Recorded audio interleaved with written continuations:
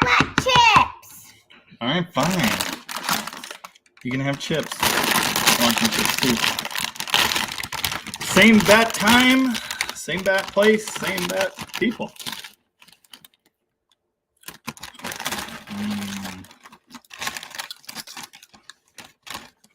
It was worth the wait.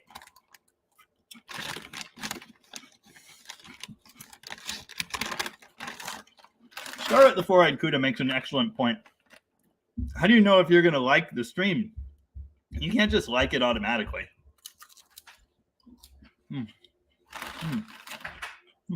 Much needed.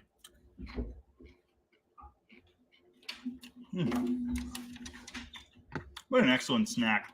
Can you turn the heater on? It is on. It's just cold out here. Welcome to it, professional entertainer.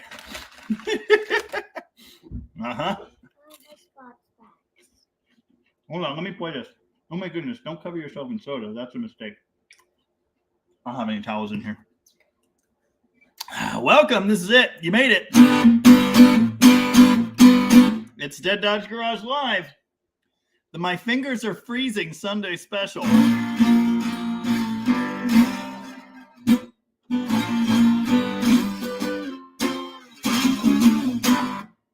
going to play a song I wrote. It's older than you by like quite a bit. Is that crazy? Yeah! Most of my songs are older than you, actually.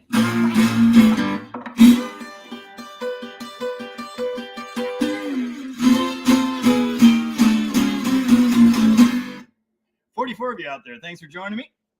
I'm going to play a song and then we'll get to comments and stuff.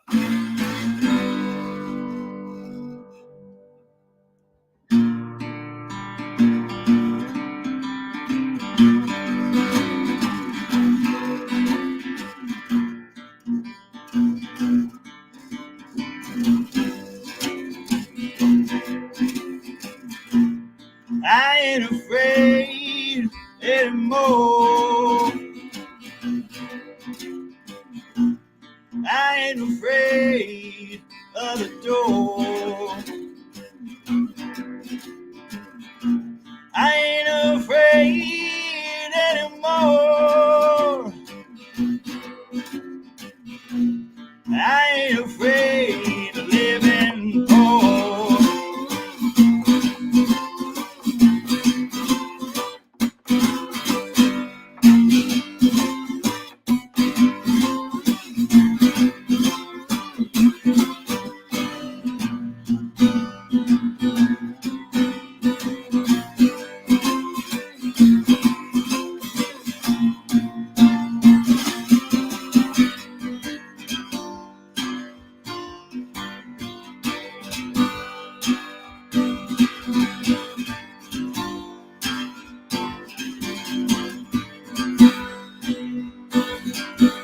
Is it sweet?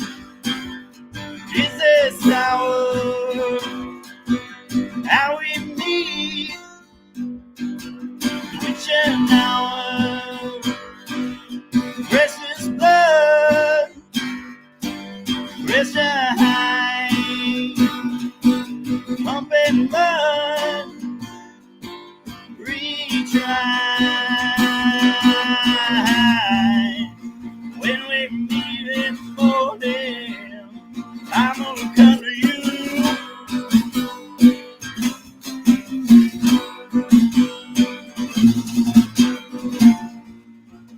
When we meet in the morning, I'm gonna come to you. I'm gonna come to you.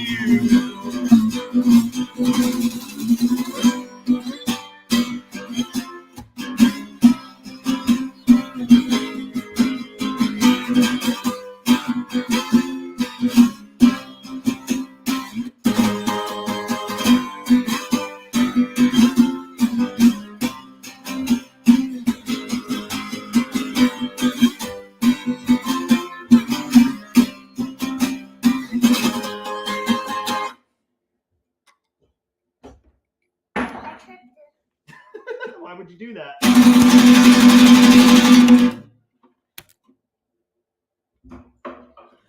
What up? How's it going? I want my spot back. Oh my God, where is even your spot? What does that mean? It was right behind you. Well, yeah, all right. Well, Avon's here. The party may commence. Why did you go like here? Like right there? Is that what? Ava's here. I see you're wearing double sweaters. no, it's Henry's shirt under. Oh, well, it's inside out and backwards, which is entertaining. First comment goes to McLovin Garage, who says, it's Sunday night again already? Yep. Yup. What does that mean after live stream time? I don't want to take it back. Uh-huh. Howdy, Bell James. How's it going? No Beret made it. I won't put my own comment up. That's silly. But I said everything's nuts, and Scarlet the Four-Eyed Cuda says nuts is normal. Only 2 likes. You can't like the content if you don't know what it is. Oh, no Beret saw Rocket Resto's Long Ram video. I haven't even seen it, which is weird. Awesome. No Beret will hit like because he knows he's going to enjoy. Buongiorno, Stacy. How's it going? Old Stuff Rules says it's always enjoyable here. Thank you, my friend. Appreciate that. I'm a professional entertainer. Literally true. I get paid for it. The flavor of the week is the Incline Imperial Hazy Honey Crisp once again. Whoop, whoop. You want to say hi to your aunt? Hello. Howdy, Farley's Garage. How's it going? Wiggy automatically likes the stream. He just does. Yay, jam time. Howdy, Dan. How's it going?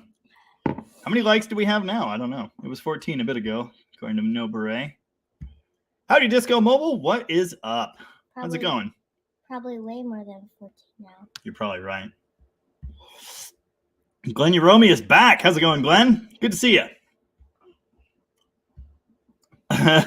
Mountain Hours says, love my rolls canardly, which was explained previously. It's it rolls, but it can hardly run. Something like that. I don't remember. How was our Thanksgiving? It was good. Why are you koalaing on me? Ah! What were you doing in here on Thanksgiving? With your cousins, what were you doing? Shooting and messing up the tuning on my guitar and playing drums. Howdy, hey, hello. How's it going? He shot me in the chin.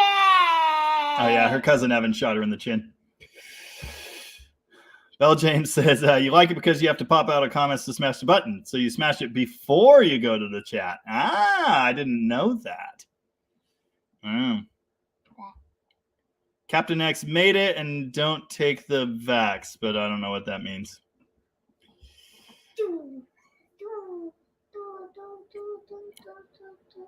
Are you done? Frozen fingers give it that extra bluesy sound. Yes, very true. Very true. Oh, that's interesting. Ross had a black screen with audio, but it should have been working. I saw later it was, so that's good.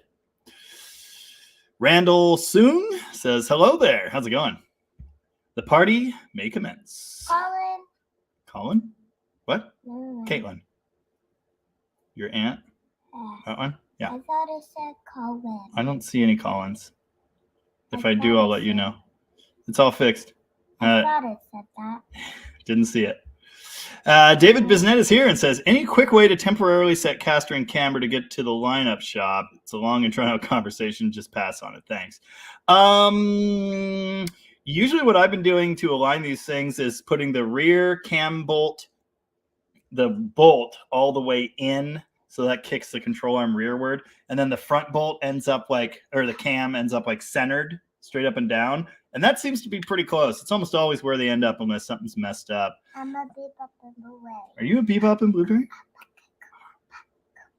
So you can try that. Basically, you need to get your ride height set first.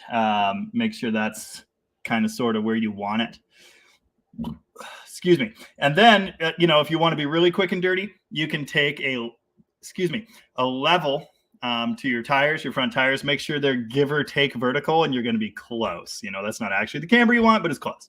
And then toe, your tie rod ends. Adjust it so with the tape measure, tire at the back, tire at the front, they are give or take straight or towed in just a skosh, like 1/8 of an inch, and that will get you close enough. Should be safe.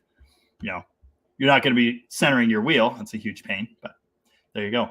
What are you doing? Could you stop leaning on my chair, please?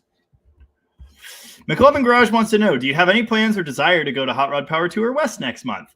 I like it in theory. I'd love to do a power tour type thing. But West doesn't really mean the West I'm in. I mean, it doesn't even come as far north as you, right? Isn't it like California and Arizona or something like that? Desire? Yeah, it would be cool. Plans? No. And getting from here to there in a month, there's some mountain passes in the way, probably. So it's probably not going to be pretty.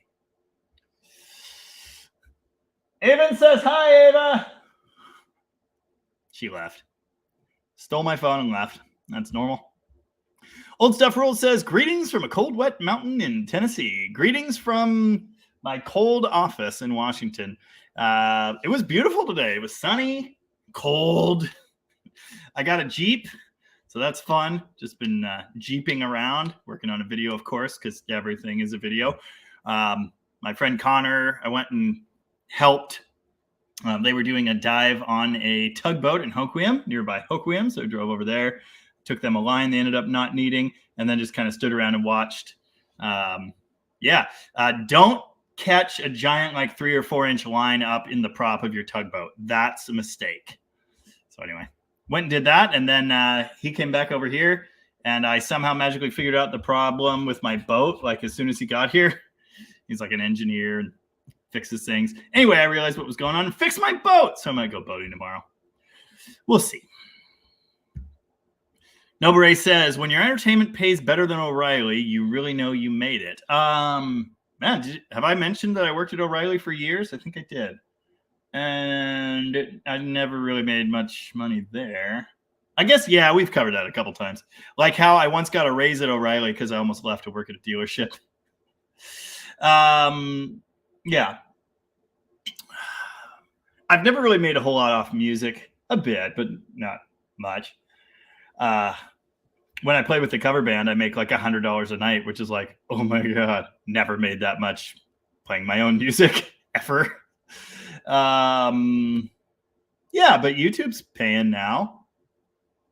Yeah, actually, I am making more on YouTube now than I made on O'Reilly then, but the money was worth more then, so who knows where that really leaves us. Mostly Mopar says, greetings from the middle of cold, wet Georgia. Greetings, Mostly Mopar. Hope things are going well over there. Lovejoy says, howdy. Sorry, I'm late. Got a new cat, and he's having trouble adjusting to the new environment. If any more new cats show up around here, I'm going to have a problem. I think I mentioned this. My cat unfortunately passed away earlier this year. He used to live in this office, and I'm still finding balls of his hair all over the place. So that's great. So we're down to 6. Yeah, Mrs. Jamie collects cats and dogs, chickens, ducks, birds, lizards occasionally. There were some fish involved. Lots of animals. Altera Fiddler says, I would like to see more of that 68 300 fast top. Is that still around? Yes, it is. You mentioned it before, and I did show it in a video real quick, but that car is a pile. The engine is solid. It's really, really rough. I don't think it has papers. Like, it's not a viable candidate for a project, so you won't be seeing any videos on that.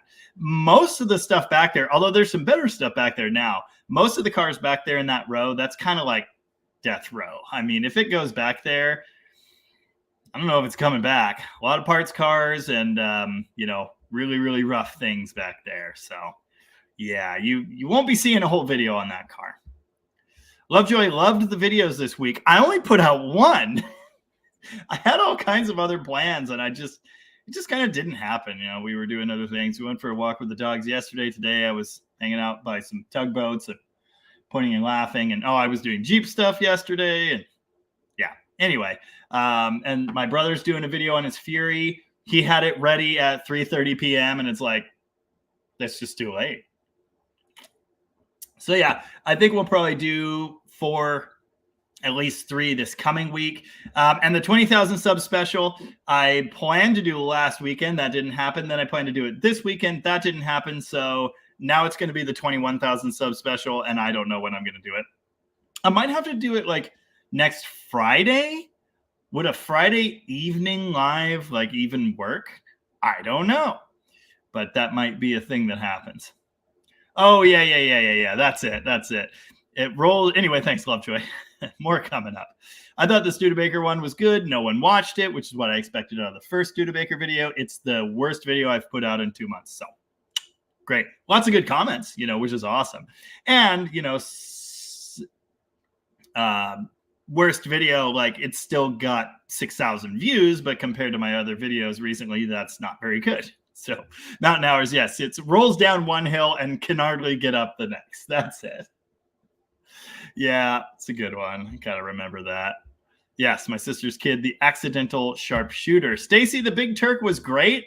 It was perfect. It was the right sweet treat right when I needed it. It's fantastic. Thank you so much.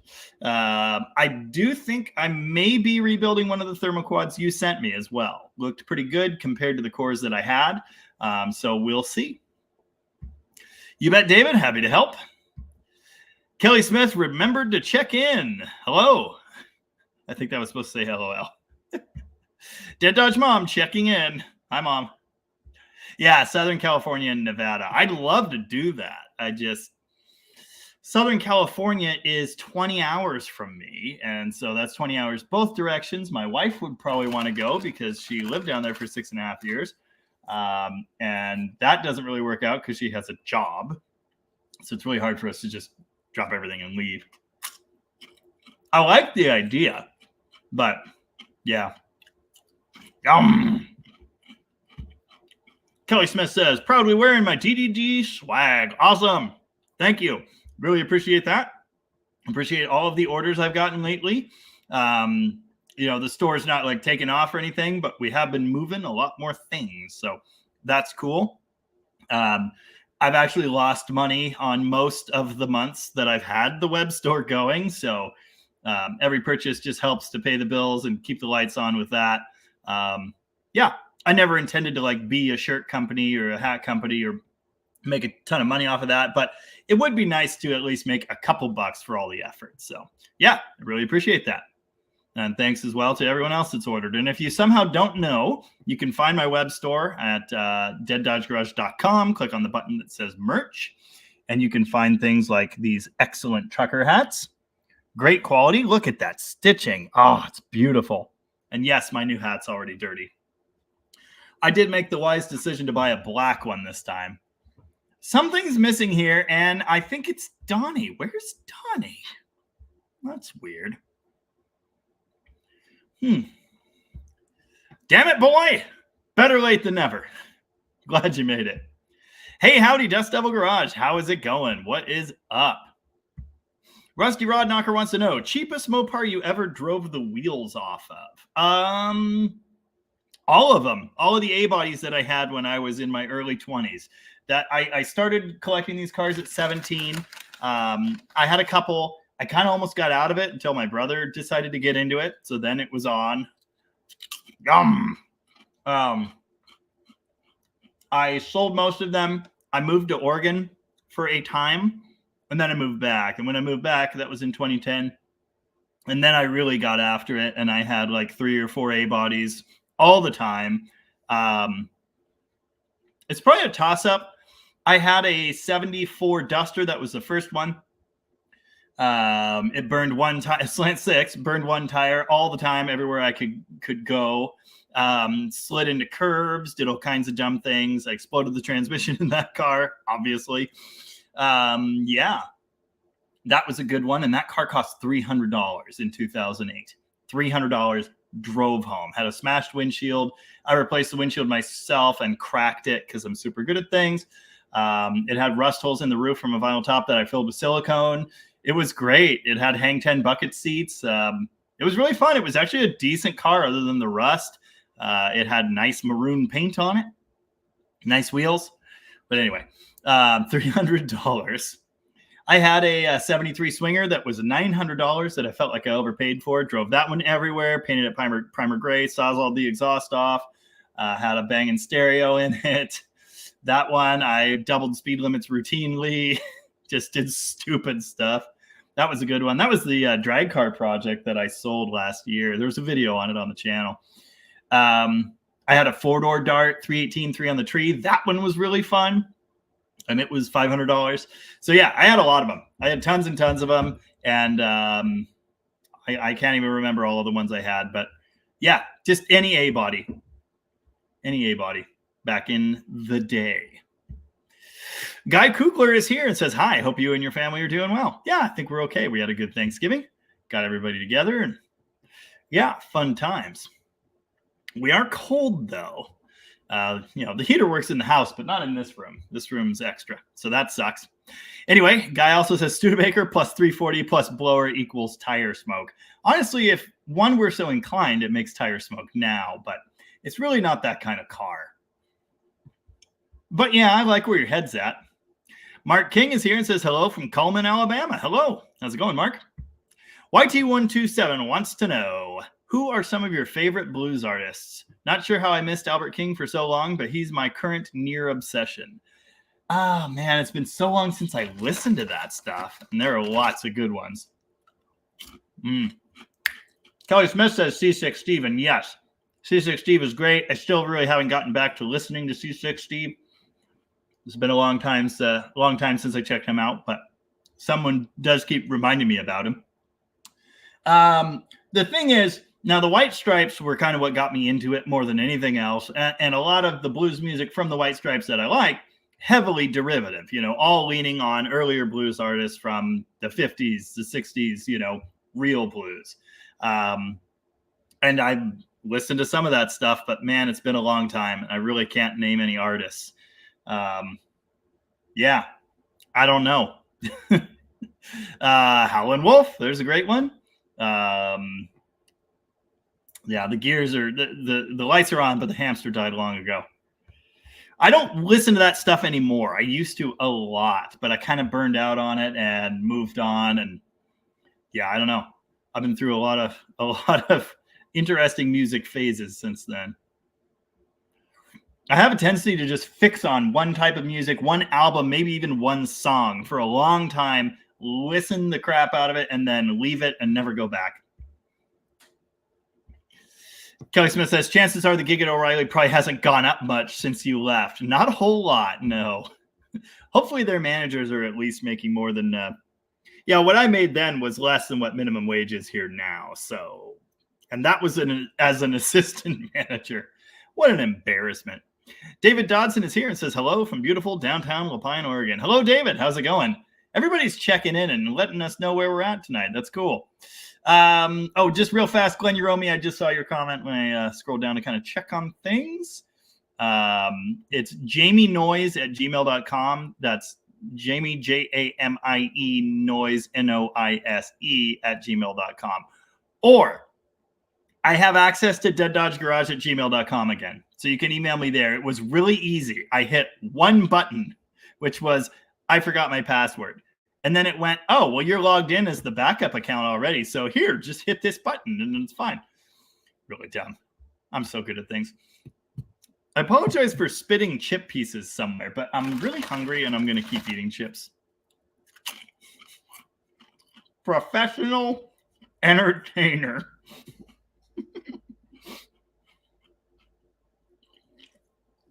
Nice. Eric Wilson says, we got about 4 inches of snow so far today here. Nope. Don't like that. Really glad I bought a Jeep. I might need that. Yeah, C6 Steve. He's awesome. I remember him from years and years ago because he was on Top Gear, the good Top Gear. And I checked him out then. But yeah, that sticks in my mind for some reason. My sister loves doing Jeep stuff. Yeah, me too. I'm a fan. Scott Shepard is here and says, greetings from East Tennessee. Do you have any forward look Mopars? I don't.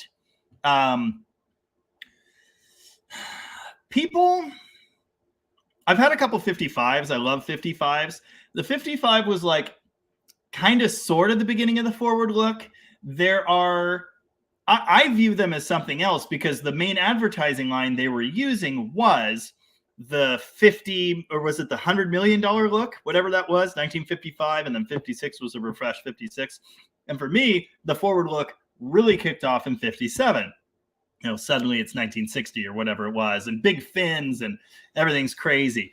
But there is at least one advertisement out there that refers to 55 as a forward look, and some people do consider them as being part of that. So I guess it counts. To me, they're kind of a different thing. You know, they're more classic lines. They're less ostentatious and ridiculous. I love 55. So I had a 55 Chrysler New Yorker Deluxe, although they're all Deluxes, four-door sedan.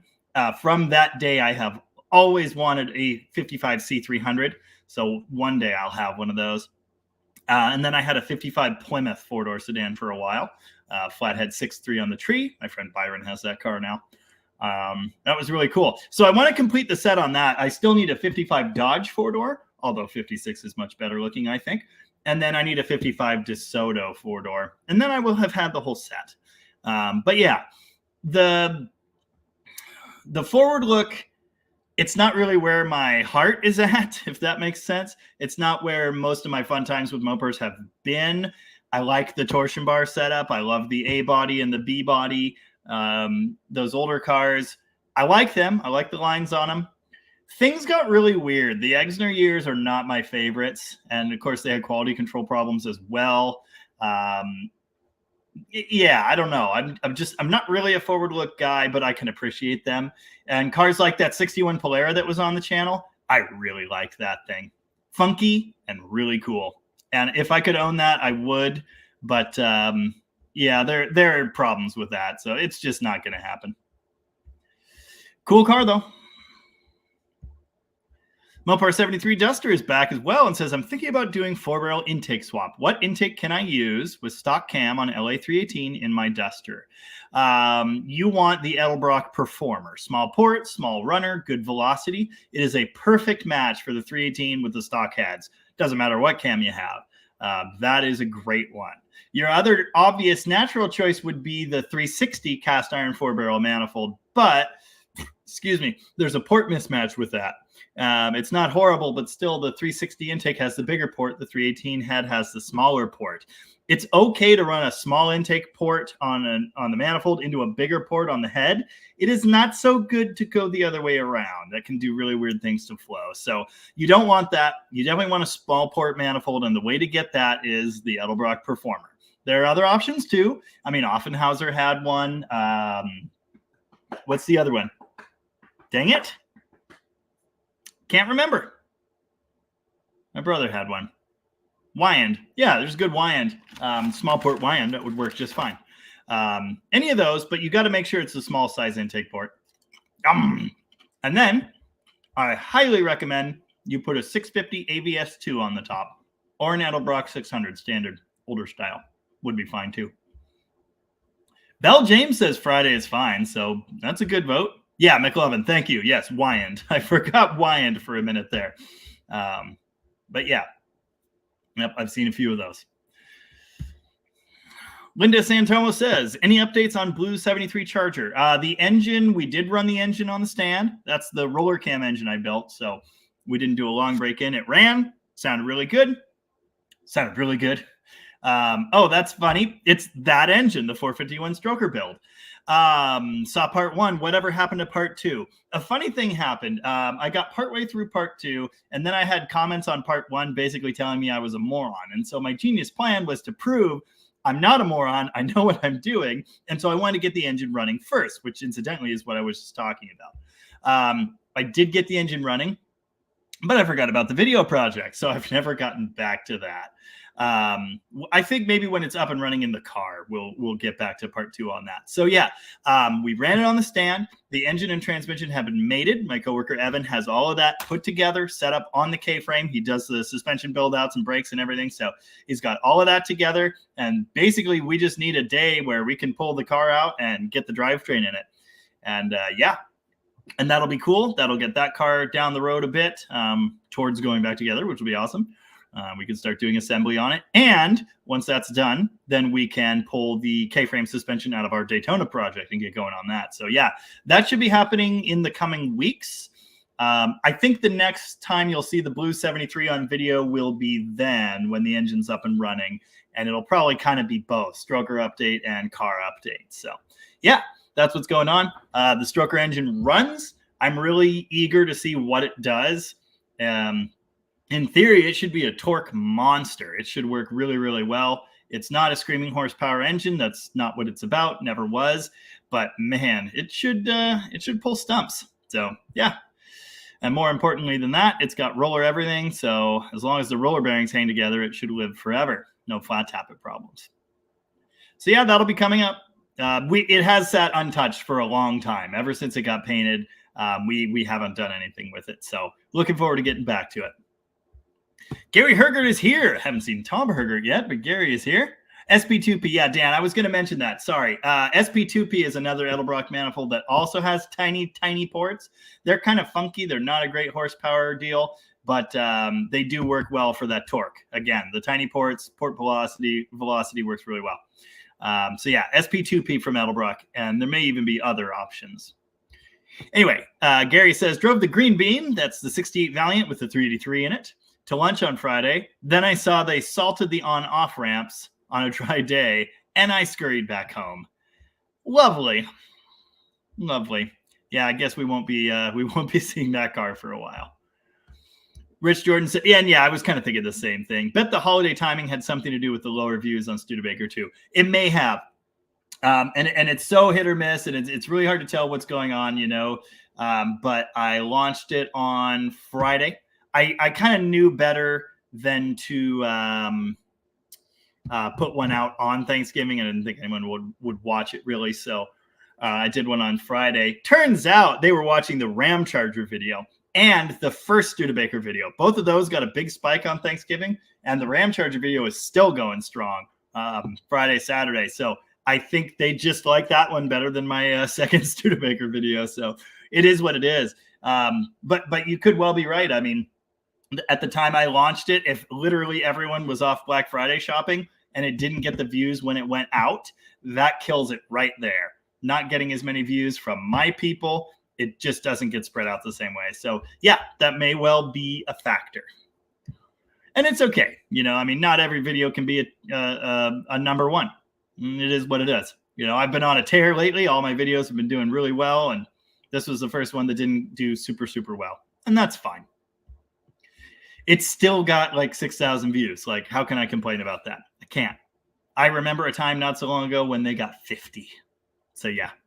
Mark King says, I like the videos you do. They remind me of my first car that I bought out of a junkyard, a 69 Roadrunner. Nice. I wish I was around for the days when there were 69 Roadrunners in junkyards. Man. Yep. Nice. Good stuff. 101 of you out there, thank you very much for joining me. If you like what you see, I don't blame you if you don't. Hit like on the stream for me because it does stuff for the thing with the deal.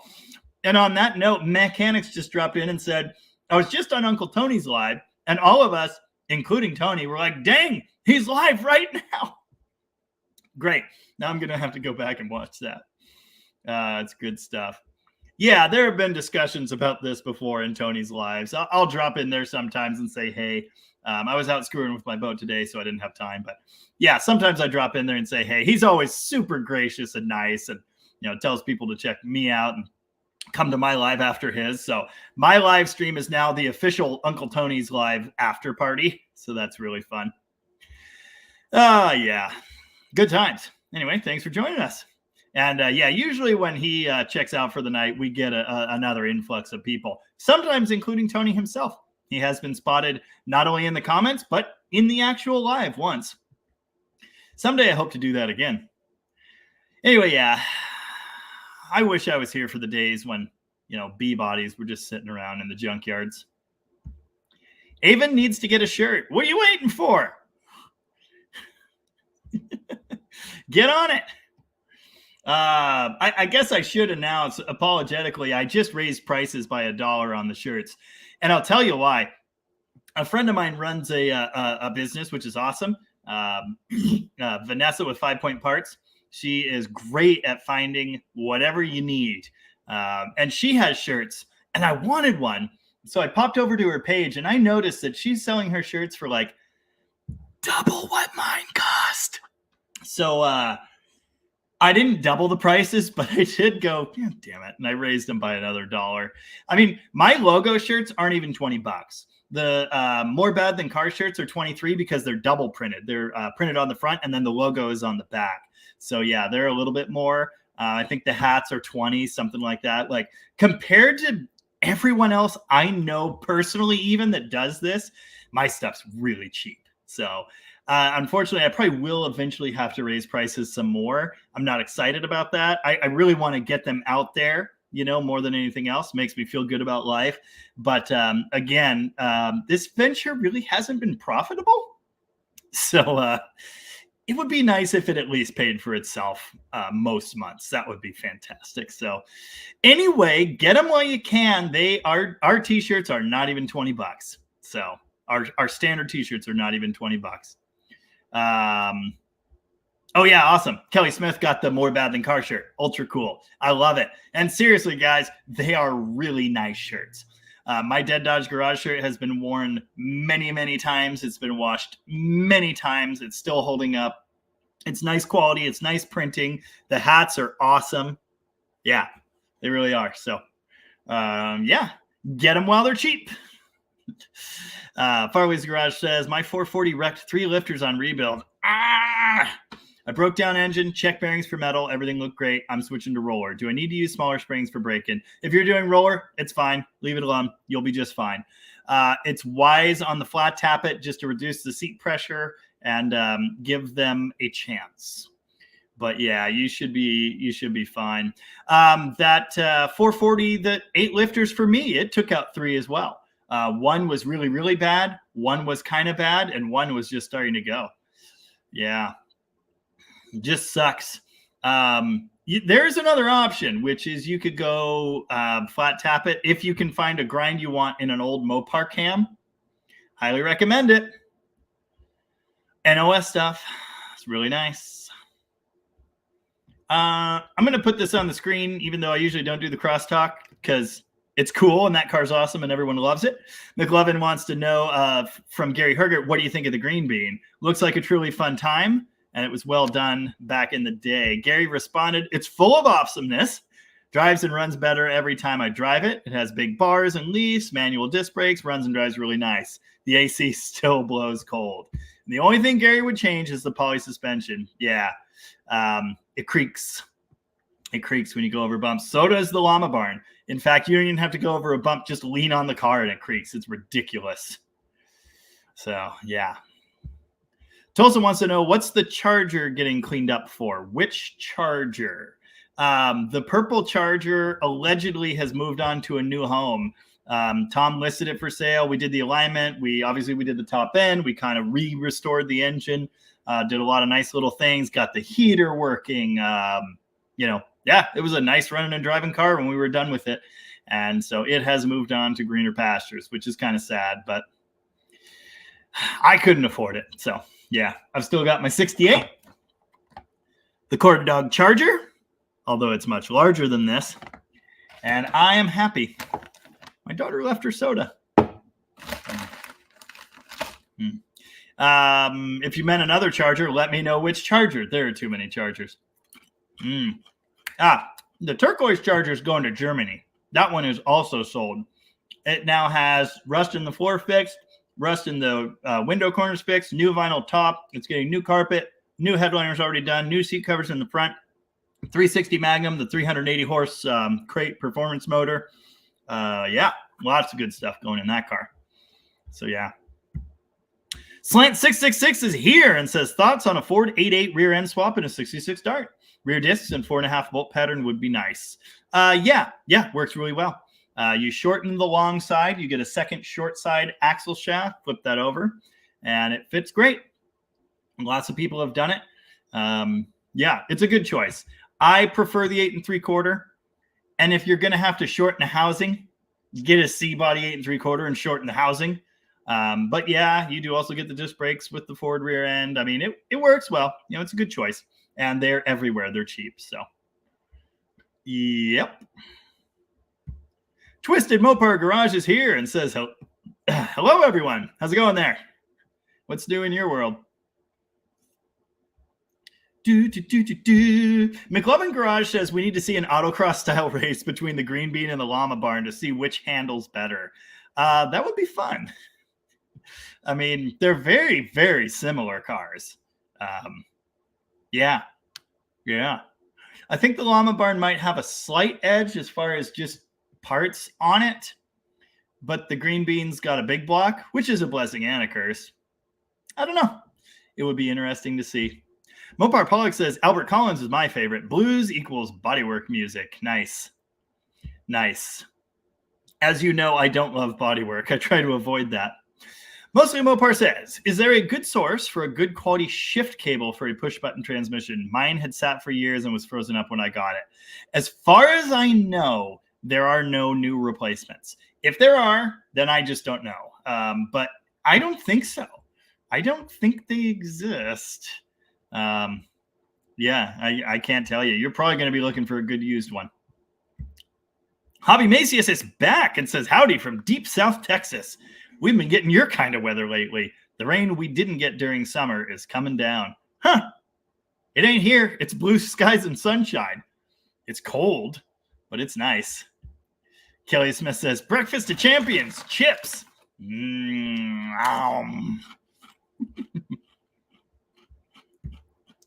I read this, but I'll put it up anyway. Dan Tepper did say SP2P works really well for the stock 318.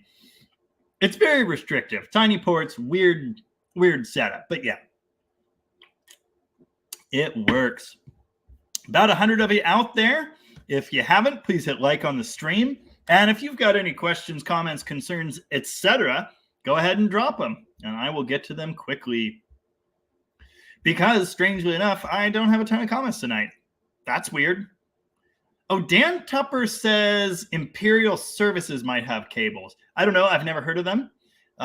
So look them up. No idea. I did build right into that response that I could be wrong. I've been wrong before. Oh, yeah, I think we've heard about this before. Bell James's first car was a 56 Custom Royal D500. Nice. Never had a clue. Bought it with proceeds from hauling cedar shake bolts from Doty to Furdale. Hate that I sold it. Yeah, it's unfortunate. I mean, that kind of is the story again and again, you know. It's unfortunate.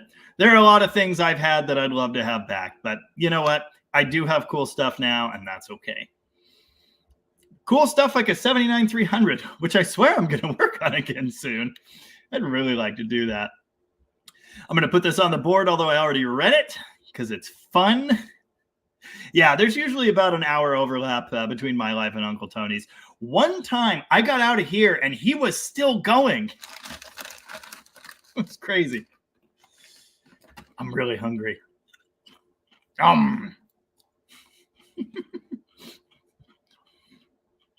Does anyone get annoyed by, like, the drinking noises that I intentionally insert in videos sometimes? I think it's fun. Raider X says, any 71 Roadrunners or satellite projects going on? No 71s. The closest we've got are the 273 Charger projects. There's the blue one at Rocket, and then there's the kind of burgundy, purpley-ish one here. The Toolbox Charger, as I've always called it. I really need to do another update on that. The engine is broken in on that car. I'm changing the valve springs. I had to replace the rear main seal too, which is really dumb. But anyway, long story. But yeah, anyway, that engine's going back together. I'm doing a shift kit in the transmission. I need to get that finished and then drivetrain back in that. Yeah, I don't think I've ever worked on or been in or even around a 71 Satellite or Roadrunner. We had a 72 Satellite sedan, but that hardly counts. That's the car we drove to Reno to get married. Guy Kugler wants to know, any thoughts / nightmares on the Dodge Rampage? I have thoughts. I've never had one, worked on one, touched one even really. I've wanted one for quite a while. In fact, I very nearly put offers in on a couple last year. They were both red. They were both 5 speeds. It would have to be a 5-speed. And I really want the turbo drivetrain in one of those. And that could be the old K-Car, turbo K-Car setup, or that could be the SRT4 Neon setup. That would be amazing in a Rampage. It's been done. Fits right in there without too much trouble. So yeah, I think they're kind of cool. I'd like to have one. It would have to be a decent one. Bell James says, are sequel vids lower viewership in general? The 300's first video, 34,000, and the sequel, 7,400. Yeah, pretty much. The thing, but that's not 100%. And the other thing is 34,000 at that time. I mean, I don't have a whole lot of videos that get to that point. That video just did really, really well. No idea why, but it's in my top 10. People liked that video. They liked that car for whatever reason. Haven't I done 2 more on it?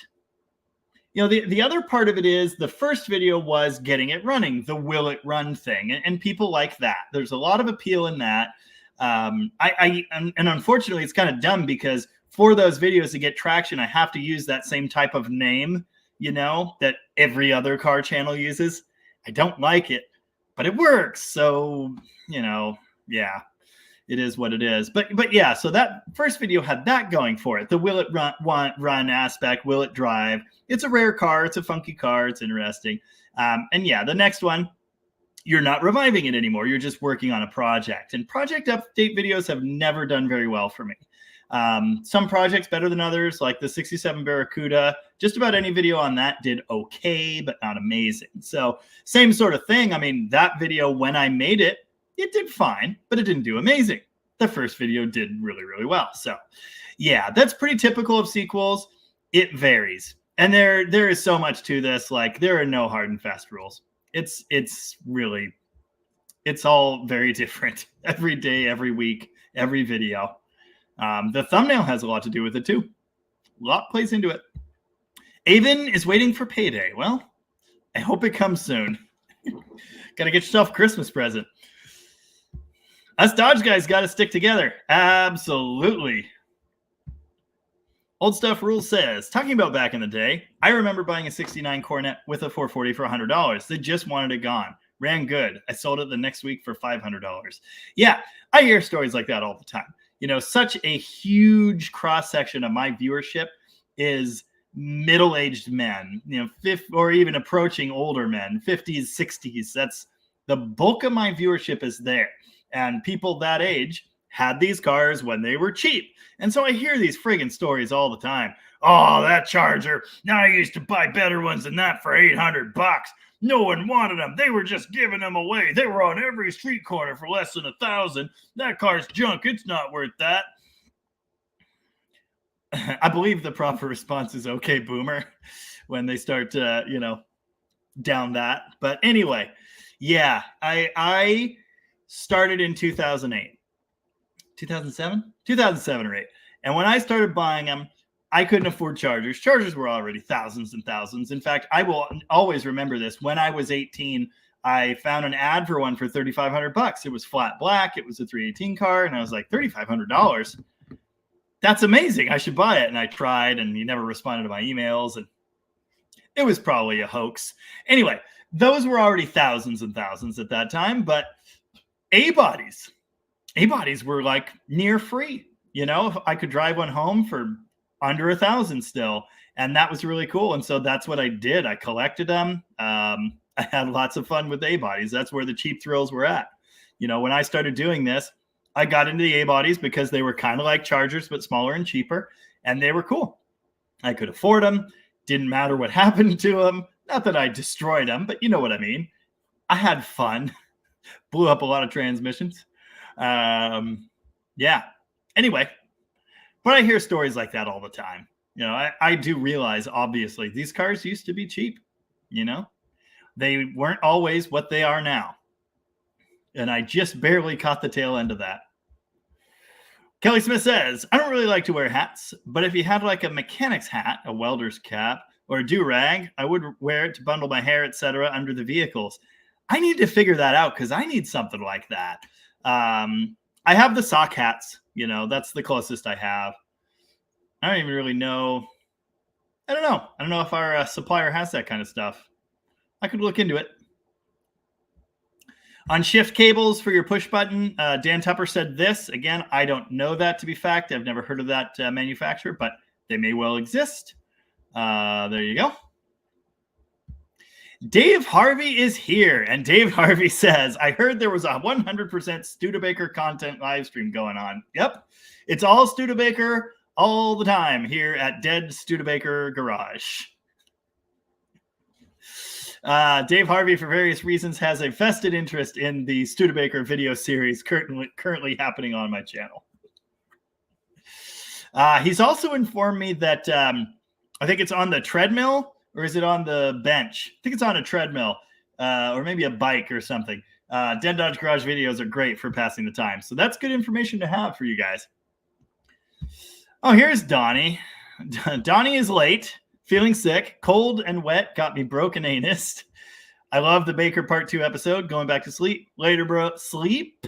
Later, bro. You're in the background. Get well soon, Donnie. Quit being sick, you sick bastard. Mark King says, the Roadrunner I dropped a 440 with a 2 4-barrel high-rise, bored out, 4-speed manual. Unfortunately, all of the older cars have been run through the shredder, right? And that's what makes them so special now. People want them. I certainly do. I want all of them I can get. And you do hear people going on and saying that muscle cars are going to be the next boom and bust, where it's going to be just like the pre-war stuff, where values skyrocketed and then that market collapsed because the people that want them kind of all died, aged out, I don't know that is going to happen the same way for muscle cars. I know a lot of younger people that are in on this. Like, it's not just the people that had them in high school.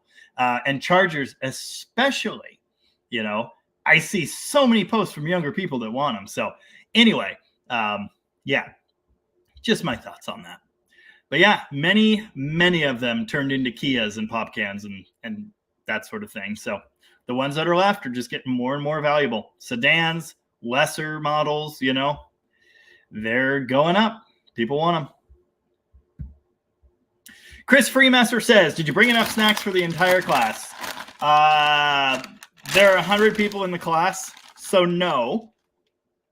Maybe if everyone has one chip. All right, everybody, grab a chip. Grab a chip. Not everyone at once. Come on, we can do this politely. All right, we good? Happy to share. YT viewer says the drinking noises are, part of the DDG charm. Yeah, you won't see that in, those highly produced, studio edited television programs.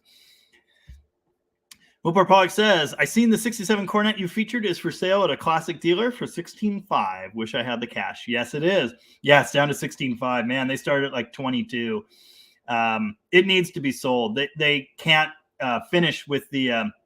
Oh, Donnie says Jimmy touched his chip. Not cool, Jimmy. Come on, man.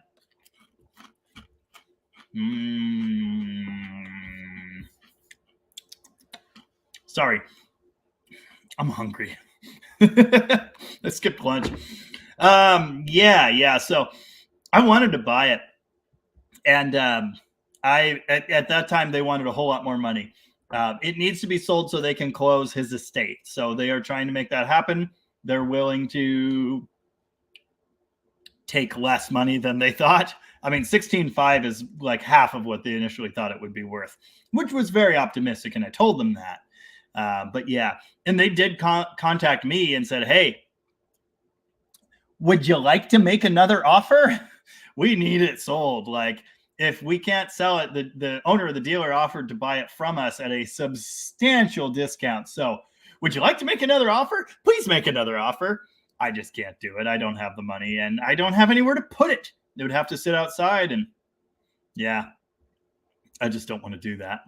So anyway, there it is. It's a lot of car for that's getting down to where that's sounding like pretty good money. That is a nice car. It's a very solid car. It's not perfect, but it's nice. McLovin Garage says Rocket has some really cool police cars in their fleet. Are they restoration projects or just for fun? Yes. The gold one was restored years ago, the 72. Gary's 73, I don't think it's getting restored, just kind of cleaned up. And yeah. Sorry, I scrolled down and incidentally, Gary left a comment, which was saw on Facebook Marketplace the 67 Coronet did sell. Okay, if it did sell, it's no longer on the corner in the lot where it was. It's back under a cover, but it is still there. So maybe someone bought it and it just hasn't been picked up. I don't know. Anyway, yeah, it varies. I mean, most of the cop cars there are not destined for full restorations, but getting them back on the road, it would be really cool to paint that California car, but I don't think that's really in Tom's plan. I don't know, because there are so many cars in line to be restored. I mean, he has a 70 Sport Fury GT. He has his 68 Fury convertible, big block 4-speed convertible. He has another 68 Fury, big block 4-speed convertible. He has another 68 Fury fast top, big block 4-speed. Yeah, there are other cars in line. So I don't know. I don't know. You'd have to ask them. Yeah, the drinking noises are part of the experience. Same as when I'm talking with like a mouthful of chips. I mean, that's just what you should have come to expect from me by now. Mopar Man 67 wants to know. I keep getting bits of chip on my touchpad. That's not good. My speedometer is off about 7 miles an hour. How do I know what gear to choose to fix the problem? You go to Google and you search for Mopar speedometer gear chart or calculator.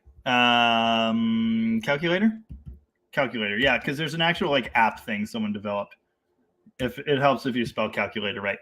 Okay, there's a chart. Here's TCI Automotive Speedo Gear calculator. Number of drive. That's the GM one, which is stupid. GM. Dang it. Number of drive teeth, axle ratio, tire diameter. Dang it, where's the Mopar specific one? This will work. Well, yeah. There is a formula. TCI Automotive has the formula. I thought that somewhere there is an actual calculator where you just punch in your gear and your tire size and it tells you what you need. There are charts. Here's a chart. Okay, rear tire diameter, rear ratio on the left-hand side. I'm going to link to this Favo post in the comments. So hopefully you can click on the link right there. It's a forum post on Favo, but the first response to that has a chart. So you can look at the chart. That should help. Somewhere there's an actual calculator. I don't see it. But yeah, there's a calculator somewhere. Oh, wow. Someone sent through an order just 15 minutes ago. So if you're here in the live, thank you very much. I appreciate that. Glenn Uromi wants to know, what is your recommendation for a fusible link? Straight wire or with an inline fuse? I like the factory way, but I also like cars with factory everything. So, yeah, I just replaced the fusible link, and you can get those at the parts houses. You could do an inline fuse if that's what you want, but yeah. Oh, or you can get a reproduction fusible link. Obviously, those are available online. Excuse me. So yeah, I always stick with the fusible link. An inline fuse is a fine idea. If you're like way modified past stock, probably a good idea. But in cars like I'm thinking of, you're probably not even using a stock harness and there wouldn't be a fusible link. So there you go. Mark King said, I would love to see a V8 Cruiser setup. In what?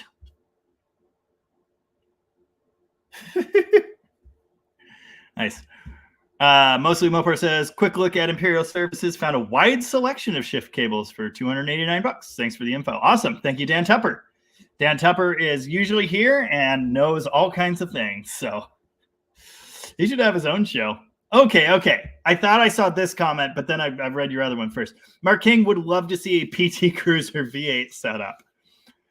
Mark, I could hardly describe. Yes, thank you, Donnie. Got it. Anyway, I could hardly describe how much I don't want to see that. All right, maybe someday. I hate PT Cruisers. They're actually very practical vehicles as long as they run. Yeah. Oh, now Dave Harvey wants me to fix his speedometer. Damn it. That one might be tricky because Studebaker. But yeah, I mean, there are calculators available. It's GM stuff, so hopefully we can find something. Anyway, PT Cruiser, very practical vehicle, but they are so horrible to work on, and I personally find them hideous. Donnie says, fine, I'll go to sleep. I don't like PT Cruisers at all. I just don't. Maybe someday. I mean, a blown big block sticking through where the dash on a PT Cruiser is supposed to be might be kind of cool. But I am not committing to that. I don't like those cars. I just don't. Harvey's Garage says, my 73 Roadrunner is almost ready for the road. We'll get the engine and wiring done this month. It's been 3 years. This car took me home from the hospital. My dad was the first owner, then I bought it, I'm assuming. Awesome. That's so cool. Glad you still have that. That's really nifty. Yeah, great. Very good. 3 years, that ain't bad. It could be 10, could be 20. Rusty Rod Knocker says, in the 90s, darts were $500, but B-bodies were expensive. Expensive for broke kids. Yeah, that's how I feel about, the 2000s. They were kind of just like the 90s too. Inflation hadn't really gotten out of hand yet. The cars were still around, barely. And yeah, darts were 500 to 1,000. I could go out and get one and drive it home, and I did all the time. Just ask my neighbors. That's what we like. If you like to, oh, that's the wrong accent. Dang it, I screwed that up. Yeah, sorry. I get messenger notifications pop up in the corner of the screen. That's why I always see Donnie's comments, if you guys don't know. If you're on my friends list and you message me, I will see it while I'm live streaming. I won't necessarily respond. Ooh, I just happened to see this lower down. BCC Photech, that was gross. I spit on my keyboard. Says, how about a PT Gasser? All right, that I could get behind. I like where your head's at on that one. Straight axle. Oh, it's perfect. Straight axle, big block with a humongous setback.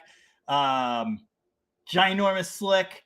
Radius cut the quarter panels. You might even have to radius cut the door. Dude. Suddenly I think this is a really good idea. You'd have to drop it on a frame. God damn it. Now I have to buy a PT Cruiser. What was that? Jammed it into my teeth. PT Cruiser Gasser coming soon on Dead Dodge Garage.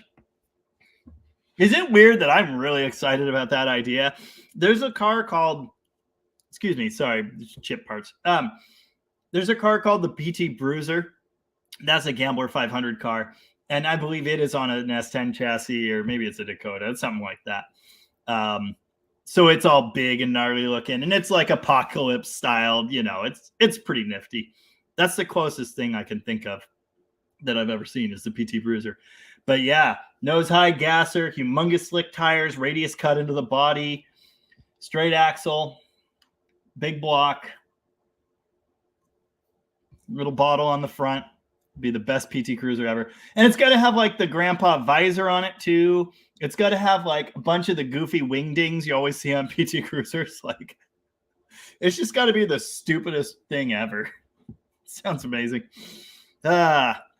Speed and Demon says everybody wishes they were still $300 to $500, and all the guy who tell those I sold them stories wish they never did. Yep. Oh yeah, it sucks. I really miss when this hobby was cheap and fun, and it was.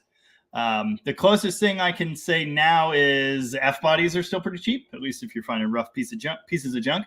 There are still deals out there on A-bodies. I mean, hell, I've got a Swinger that was free.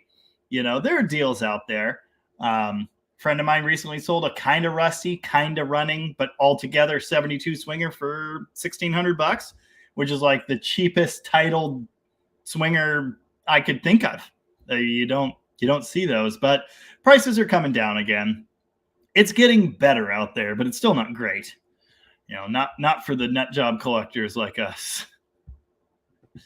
Mark King says it's a trip seeing what the cars I've had and sold for $2,000 or $3,000. Now they're going for tens of thousands. Yeah. Yep. Like I say, man, that late Duster, the first one that I bought, that was $300, and well, technically it was the second one I bought. Was it? Third one I bought. Anyway, first one I bought that drove home for $300, and man, a late Duster like that ugly green gold one, I sold for $2,000 with no title, like running and kind of driving. $1,600, $1,800. I don't even remember, but like, oh my God, it's just ridiculous, and that's the bottom end, it's a cheap one with paperwork problems that needs everything. It had rust around the back window. The interior was half ruined. Yeah. I mean, when that's thousands of dollars, man. Yeah. Anyway, it's a trip. Yeah. It's a good word. Good word for it. Oren Cahoon paid $400 for my 73 Charger Rally, 400 big block 10 years ago with absolutely no rust. Good luck finding that now. Yeah, I've owned 3 or 4 of those. The Toolbox Charger being the last one. Not big block rallies, but late Chargers. And yeah, they used to be pretty cheap too. I sold my 71 for $1,700, and I thought, man, I hit the big time. This is crazy. I dropped a 383 in it. It didn't run. It wasn't finished. It had no windshield. It was spray painted black. And $1,700, and that was 2008 or 9, and that was amazing. Couldn't believe it. Anyway, yeah, you're getting expensive. Oh, Mopar Pollock says, "Dang it, Old Dutch is my favorite catsup flavor. We can't get them in Oklahoma." Who handed me these? Was it? I think it was Evan at work. Or was it Trev at work? Or was it Gary? Maybe it was Gary. Who gave me these chips? I don't remember. I don't know. Maybe it was Gary. I don't know. I don't remember things well. Anyway, we're Canada adjacent, so at least the ketchup chips do exist. Mark King grew up in the 80s. You could buy a Charger for a few $1,000s, and now the same thing goes for 20 or 30. Yeah. Like I mentioned, the Otter Pop did sell, and now I'm looking at mine going, it's the Barrett Jackson effect. Man, if that sold for that, what's my 3-4 owner, technically original drivetrain, 86,000 mile big block car worth? I don't know. It's got some rust bubbles, but anyway.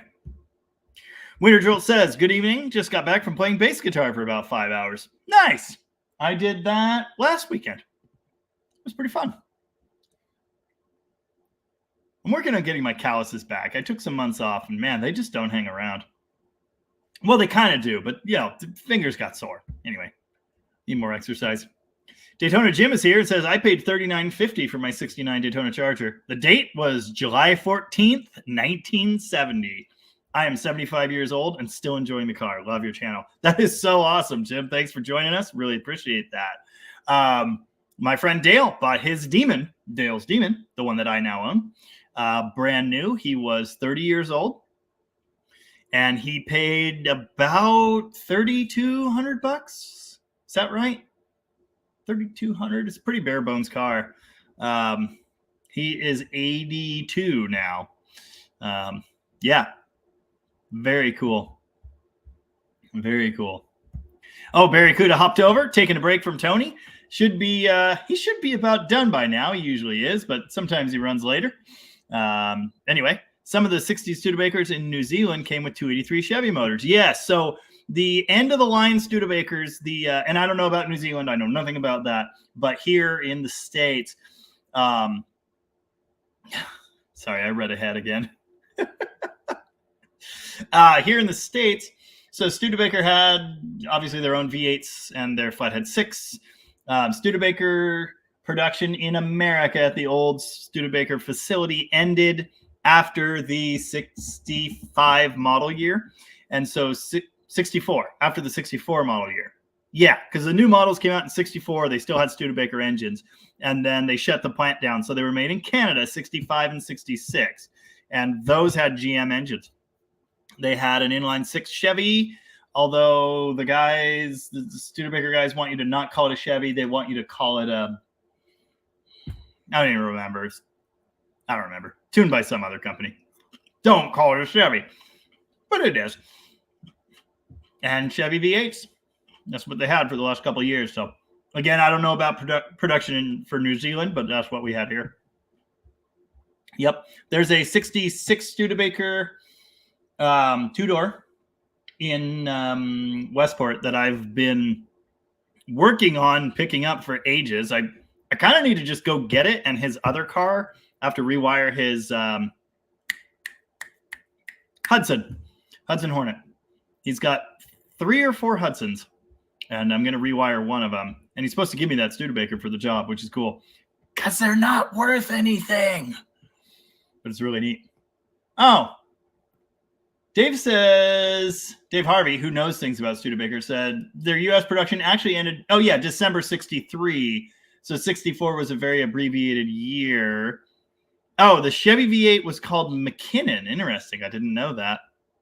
December of 63 is when the Studebaker plant was shuttered. So yeah, the 64s.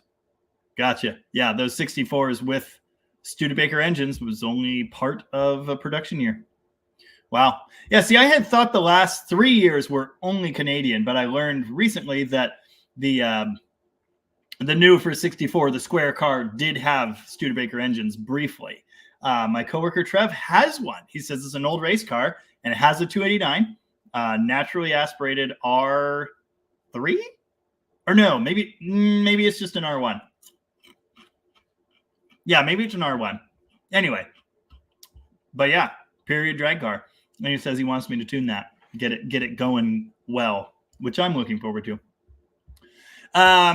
Just talking about the police car restoration, Gary Hergert says my 64 Dodge 330 4-door ex-Washington State Patrol car, which is cool, would be next in my restoration line if I stopped squirreling to cool cars on Craigslist and Facebook for Jamie to revive. Yeah. Yeah. Gary's got good taste.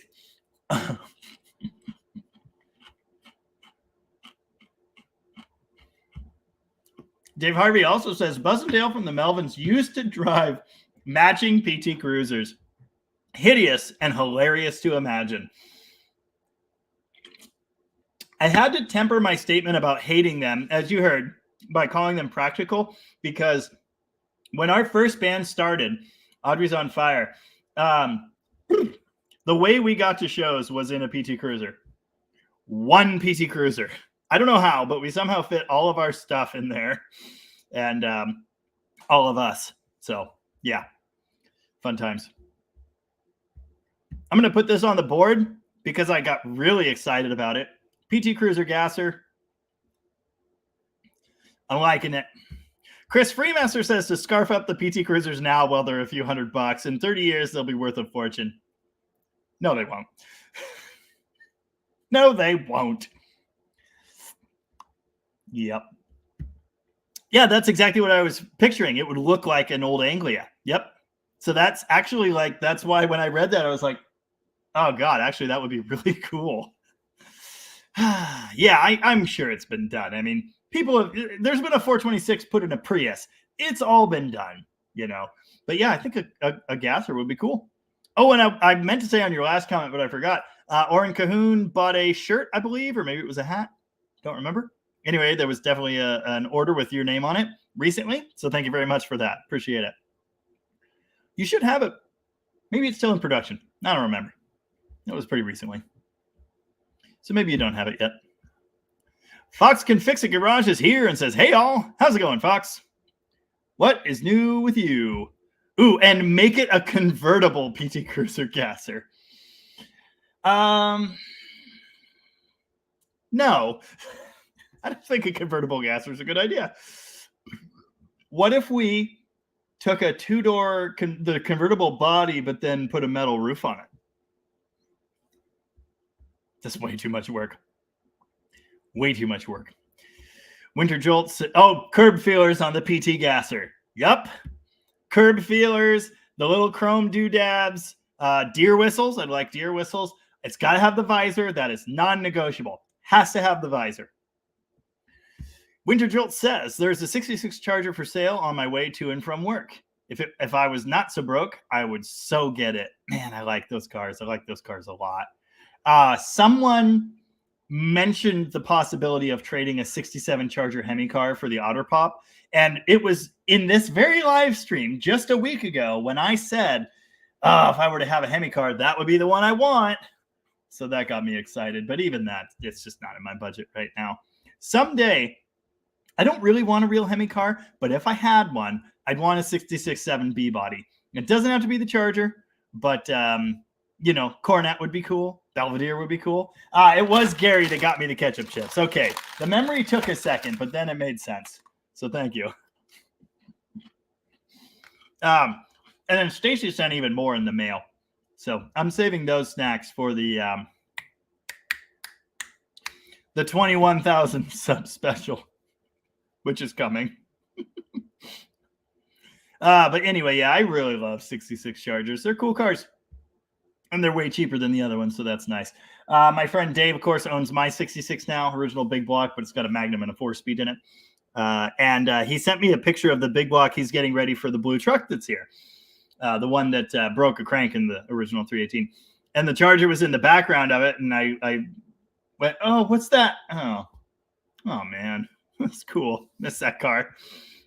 You don't really think it, but, of course, this Charger, the Coke bottle Charger, it's got the hips, right?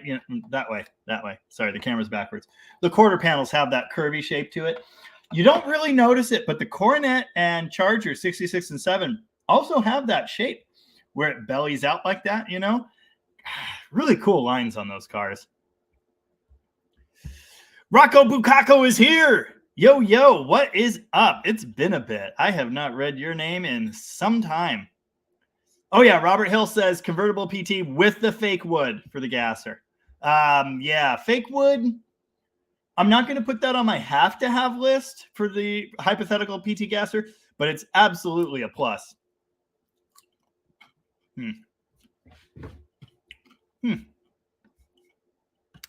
93 of you still out there. The number's kind of been fluctuating up and down a bit. Oh, a couple people just hopped in, so I'm going to go ahead and guess Tony must have just gotten up. Uncle Tony Raid. What's up, guys? Welcome to the After Uncle Tony's live stream party. Everybody's here. How's it going, folks? Good to have you. So it's 103 of you out there now. Thank you very much for joining us. If you haven't hit like on the stream, please do that. Thank you very much again for joining us. And if you have questions or comments, Mopar related, personal related, or ketchup chip related, go ahead and drop them in the comments, and I'll get to them.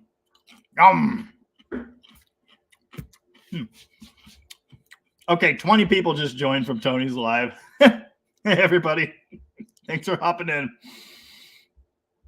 Rusty Rodknocker says, my 69 300 will not start on the key if the humidity is just right. I can usually guess when it will not start. I end up shorting the relay, then it's good for the day. Never broken when I have time. Relay failure, probably. I don't know what humidity would really do, but yeah, I'm going to guess that's a relay failure. I guess it could be key related or even neutral safety related, but I really doubt that. I feel like the starter relay is probably the only thing that could really be affected by humidity, and that's exactly what it would do. And because it starts when you jump it, it's not starter connection, battery, main power wires, any of that stuff. So yeah, if you haven't replaced the relay, I would. It's cheap enough. Old stuff rules. Yes. The thing you got to realize was we didn't have any money. Minimum wage was $1.60. Heck of a difference from nowadays. Yeah, absolutely. And so you really have to take inflation into account. I mean, you didn't make dick all then. Yes, stuff was cheaper, but the money was worth more. And that's a huge part of it, for sure. But adjusted for inflation, the cars are still way more expensive now than they were. I might make twice as much as I did when I started in this when I started working. In fact, it's more than that. Heck, it might be triple. But the cars cost 10 times as much, you know? So, yeah. Dave Harvey says, bought my 63 Dart in 99 for $600, which included the seller helping me do a full engine rebuild on a Slant 6. They've been very slow to come up in price, but it definitely has happened. Yeah, even the early A's are looking pretty good now.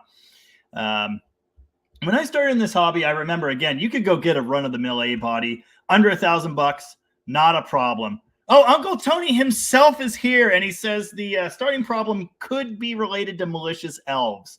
That absolutely would make sense. I don't know why I didn't consider that as a possibility.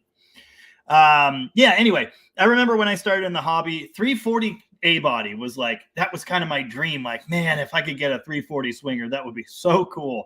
Or a duster. And those were around 10,000, which was like, oh, that's insane money. Yeah. Things change. Anyway. Fox Can Fix It Garage. Oh, even the late 80s Dodge Dakota convertibles are getting expensive. Well, they are rare. People like those things. I don't know why. I don't find them appealing at all. I'm also not a convertible guy. So there's that. Speed and Demon says, I bought my original paint 72 Duster, no rust, no drivetrain, with an 8 3/4 for $4,500 last year. Huh. I mean, no rust. That sounds pretty good. No drivetrain. I mean, if it wasn't 8 3/4 too. I mean, that's $1,000 to $1,500 worth of axle. So, yeah, I don't know. That sounds pretty good if it's solid.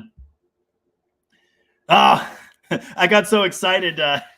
BCC Photech says, damn, now I wish I could build that PT. By the way, really enjoy all your stuff here from Arizona. Thank you very much. And for Uncle Tony and the other folks who just dropped in, you just barely missed this discussion. BCC Photech there suggested that one person said V8 swap a PT Cruiser. I said no. And then this fella said PT Cruiser gasser. And now I'm really excited about that idea. But for me to be in, it has to have a visor and a ton of the goofy doodads that the grandpas always put on PT Cruisers. Has to. Or I walk. Anyway, thanks for that. And that excellent suggestion. Idaho Lineman wants to know, would a 72 360 727 combo out of a motorhome chassis have any different cam than a truck motor or have different stall? As far as I know, no. Now, I'm not an expert there, but I'm pretty sure those 360s are all the same. Is it a 2-barrel engine? Pretty sure it is, because I don't think there was a 4-barrel 360 yet then. I could be wrong. I'm not an expert on that. But as far as I know, no. But I really don't know. I've had one of those engines, never ran it, sold it to a friend, no idea what happened to it. And it was out of a motorhome like that, 727 behind it, 2-barrel. So, yeah. Oh, yes. The PT Cruiser I was responding to that used to be our bandwagon was a full participant in so much chaos.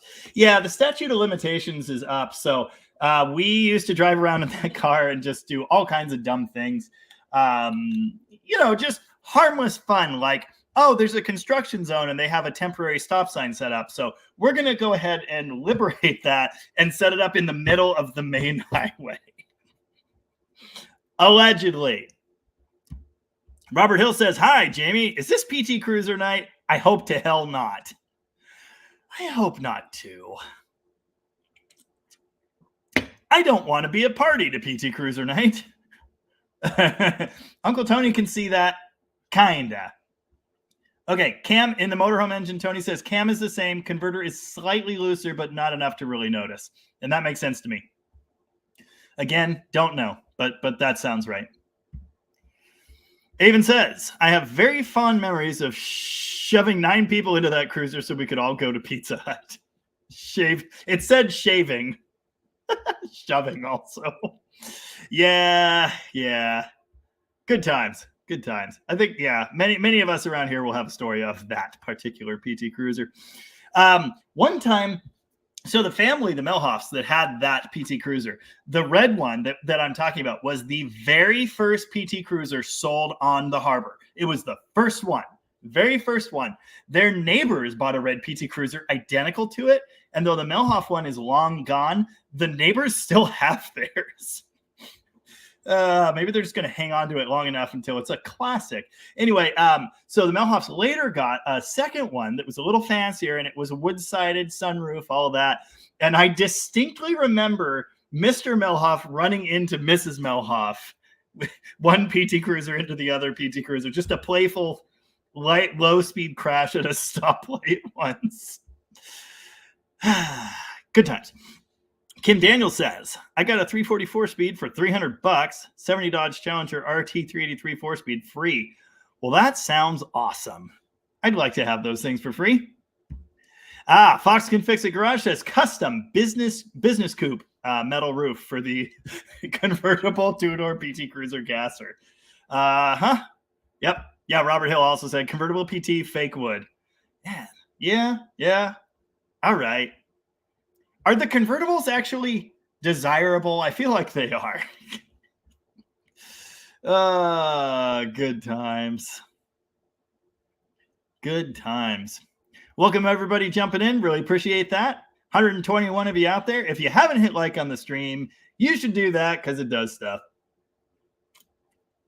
And of course, this is the official, semi-official Uncle Tony's Garage live stream, after party live stream. So thank you to everyone that just hopped in a raid from Tony's Live. I really appreciate that. Greetings to Andrew Button, Charles S., Midwest, Lee, Bear Rose Garage, did that one, Dakota's Timeout. Appreciate you guys hopping in.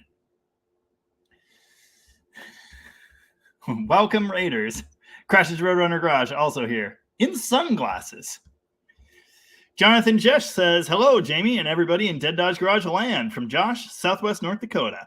Currently without one, but I used to have a 69 Charger. I sold it in 2002 for $2,000 and it ran and drove. So dumb. I mean, how could you have known?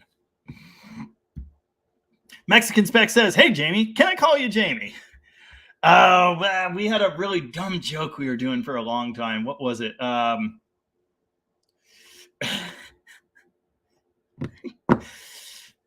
You remind me of my dead son, Billy. Can I call you Billy? Is it okay if I call you Billy? I'm going to call you Billy. Hey, Billy. Anyway, yeah, sure. Go ahead. Robert Hill just watched a movie about Bill Cooper. I don't know who that is. Oh, Bear Rose Garage sent me $2. Thank you very much. Really appreciate that. The attached comment was, really like those Hawk videos, man. Good stuff. Thank you. Much appreciated. The first one apparently was a little whiny. The second one was just 5 minutes of me raging at commenters and then working on tuning the car. So yeah, we're getting there. I've got some miles on it now. I learned the other night that the driver's door doesn't always fully latch. So that's cool. Got the missing sway bar hardware on the way, but then it was wrong, allegedly, probably my fault. I just got some boxes of brake stuff. So yeah, that car is coming along. I'm looking forward to it leaving, but I am enjoying driving it around, actually. It's pretty cool. It's a really neat car. Malicious Elves. The elves have it out for me. Bill Johnson says, hey, Jamie, gave the Cornet its first drive in a couple decades yesterday. Awesome. Congratulations. Glad you got it. I know that guy. Oh, Stacy had to bugger off for a bit. I'd put my vote in for a Friday Live. Cool. I may well do my 21,000 subscriber special live thermoquad overhaul extravaganza on Tuesday. Why did I say Tuesday? Friday. Doors open this Friday. So come on down to the barbecuer. But we'll see. I'll make an announcement in a post if that's actually going to happen. I think it would make sense. The weekends just haven't worked out. We've been so busy. So yeah, I think Friday could work. Do most of a day of work and then switch over to that. So yeah. Rusty Fuel says, have you had trouble with the reproduction gas tank seals for A bodies and B bodies? Yes, not just the seals, but the lock rings. They're absolute garbage. I always reuse the originals. And sometimes they don't even fit that well on the reproduction tanks. But yeah. Okay, the rubber itself is usually okay. Where I have the problem is the lock ring. They're not made right. They just don't fit right. They're a little smaller in diameter. And so, especially in the old tanks, they just don't fit for crap. And the taper on them where, you know, they spin and lock in there, they have those teeth. The taper is wrong and they like never reach the teeth. That's been my experience anyway. So I much prefer to stick with the original stuff. Malicious elves or gremlins? Could be. Chrysler start when they want, a la Christine. Same general idea. Please don't eat me. Good stuff. Andrew Button says, oops, I paid $300 for my first 340 duster. Well, lucky you. My duster was $300, but it was a slant 6 automatic with holes in the roof. Send Uncle Tony a link. I will. If Uncle Tony wants to jump in, that would be awesome. Oh, Uncle Tony says the Hawk screams retarded cam timing. That's a great thought. I didn't build the engine. And I'm not complaining, Dave. The owner's in the comments. At the time, Dave said, essentially what he said was, no, I don't want you to build it. Studebaker engines are weird. I want this guy to build it. He's the guy. Oh, okay, cool. That's fine. But there were some things. I mean, when it got back to me, the valves had like a 1/4 inch of lash. Why didn't he at least eyeball them? Did he expect me to take the covers back off and check? Kind of weird. A bunch of parts went missing that we sent there. They didn't come back. Obviously the freeze plug problem, expansion plug problem. Yeah, I'm certainly not putting the guy on blast. I won't do that. I'm not going to do that. But yeah, there were some things. So I wouldn't be surprised. I wouldn't be surprised at all. I don't really want to go in and check, but that might be a Jamie problem in the future. Anyway, hey, I emailed Uncle Tony a link. So if he jumps in, awesome. If not, I happen to know he's been live streaming for hours already. So you got a big out there, brother. But if you want to join, please do. Yeah. Yep. Blue Collar Worker dropped in too. Hello, Blue Collar Worker. Thanks for joining us. Robert Hill says, the guy with the low mileage slant 73 Dart wants $7,000 for it. Nope. I don't know, man. I mean, if it's solid, I don't think those late cars are worth that, but I don't know. I mean, they're selling. People are buying them. So, yeah. Andrew Button has a Mint PT Cruiser that needs an engine. Well, I mean, I got some engines. Grandpa's Drive P2 Cruisers, they did for a time, and they were always the highly customized, the chrome handle covers and the visors and there were several of them around here. Just not my thing. And then set it on fire? I like where your head's at. I could see that. Kinda. Yes, it is 2-barrel. Okay, cool. Yep. I'll put this answer up on the board because, again, I'm not an expert there. I don't know the particulars, but that sounds right to me. Charles S. says, yes. This is still a term people use. When I was a young man, the old timers used to say it has an RV cam, which Tony also said lower down. That is an aftermarket grind specifically for bottom end torque. Yep. A little bigger than the broomstick factory cam. Nothing crazy. Supposed to give you some extra low RPM performance, not screaming horsepower. Yeah. That, of course, the RV cam, that's below the 3/4 race cam, the 3/4 race cam. And then, of course, up here at the top, you've got your full race. Speaking of things old timers say. It must be cheap gasser night. I like that more than PT Cruiser night. I don't think I'll be there on PT Cruiser night. Just saying.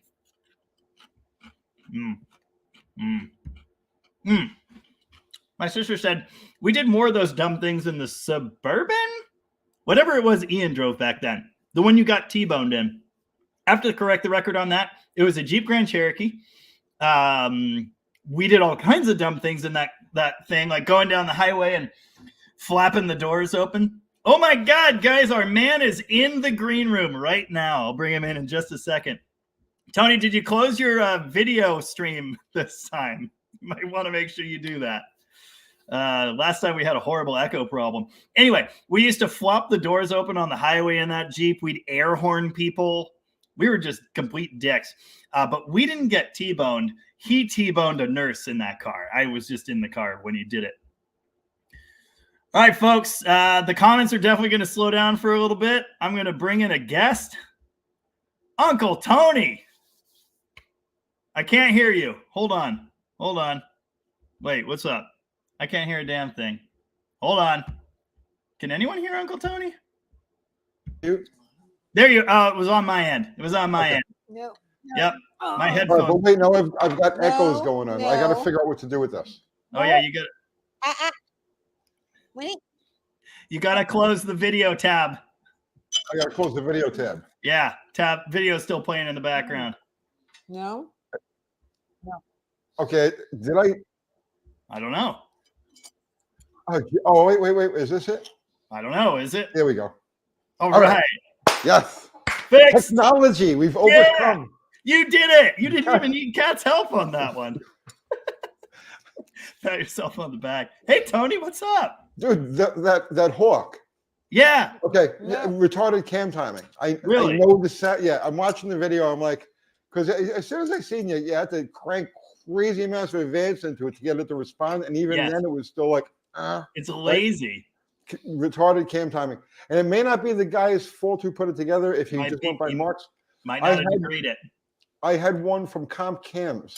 They sent me there was a slant 6 cam that was ground 11 degrees retarded. Oh wow.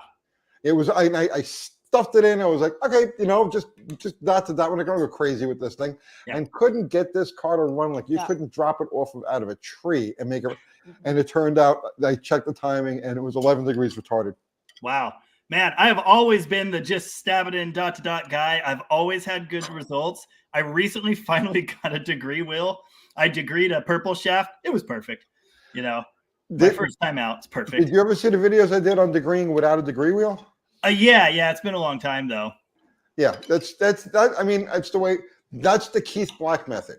I learned that back 30 years ago when I started screwing around with nitro cars. Wow. And that's the way you set. That's the way you degree a cam out in the field. When the motor is in the car and you can't put a degree wheel on it, you just take the front of the timing cover off, and you gotta. That's and I've used it on every type of engine you can imagine, and I've checked it against degree wheels, And it works. It's always accurate. Nice. It's always accurate. That's cool. Yeah. I don't know.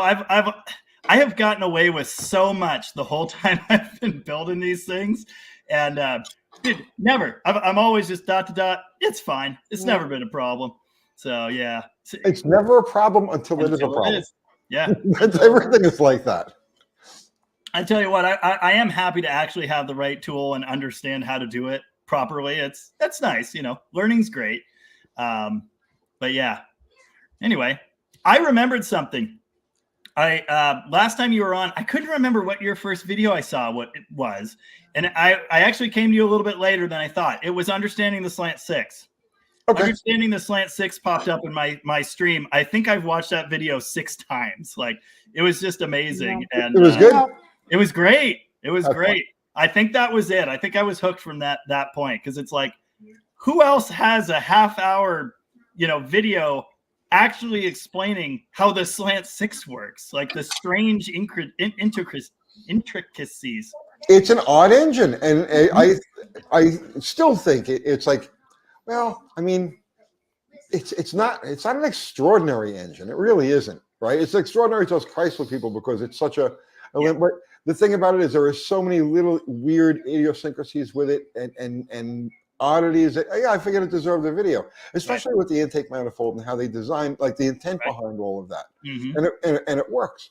The problem is yes, I understand how the thing works, but I can't get them to run. I can't get them. Nothing has caused me more frustration than that friggin' Slant 6. Yeah, I know. I was bummed when you announced Plan Z was getting retired. I understand it, No. Plan Z is not retired. Well, but aren't you pulling the engine out and going another way? I mean, no, the car is gone. That's what I meant. That's what I meant. The car is gone. Not the concept, but the car. Right. I still have the engine. I still have all of that, and it's getting a stick because the automatic was just a mistake. So I'm going back to stick. I originally built the car with a stick. Right. Yep. I remember. And then I converted to automatic because I was like, I really don't have the time or the inclination to go run this thing. So I want to be able to just have anybody just go. Yep. So that's when I put the automatic in. Right. Car ran much better with a stick. All right. So I decided that I needed, because it was in that Plan Z car. And the problem with Plan Z was that it was so gutted. Okay, here's how gutted this car was. The windshield is an integral part of the structure of the car. When you step on the brake, the windshield moves.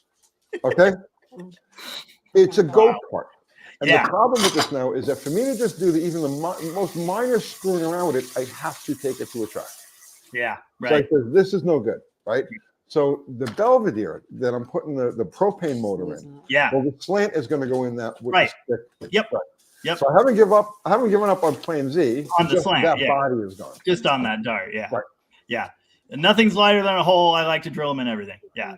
Yeah. That car was 2,045 or 2,048 pounds. Wow. Plus me, right? So throw another 200 on it. Yeah. The Belvedere is going to be about 300 pounds heavier. Yeah. But wow. I'll be able to take it out on the street and make shots with it and sort it. Because like I said, the biggest problem was with that car, I would get out once every 6 months with it. And by the time you get out, you forgot everything else that you had done. And it's like stupid little things will always bite you in the ass. So if I've got the car or I've got the Slant 6 where I can make shots with it in front of the shop or just, you know what I mean? Yeah. Drive it to Mexico and make some runs with it. Then when I get to the track, you can actually use the car. You can put it through its paces. Right. Yeah. No, it makes good sense. I don't know if I told you this. I started building my own Plan Z Tribute, and I did cut a bunch of weight out and drill some holes in things. I didn't get quite so extreme with it.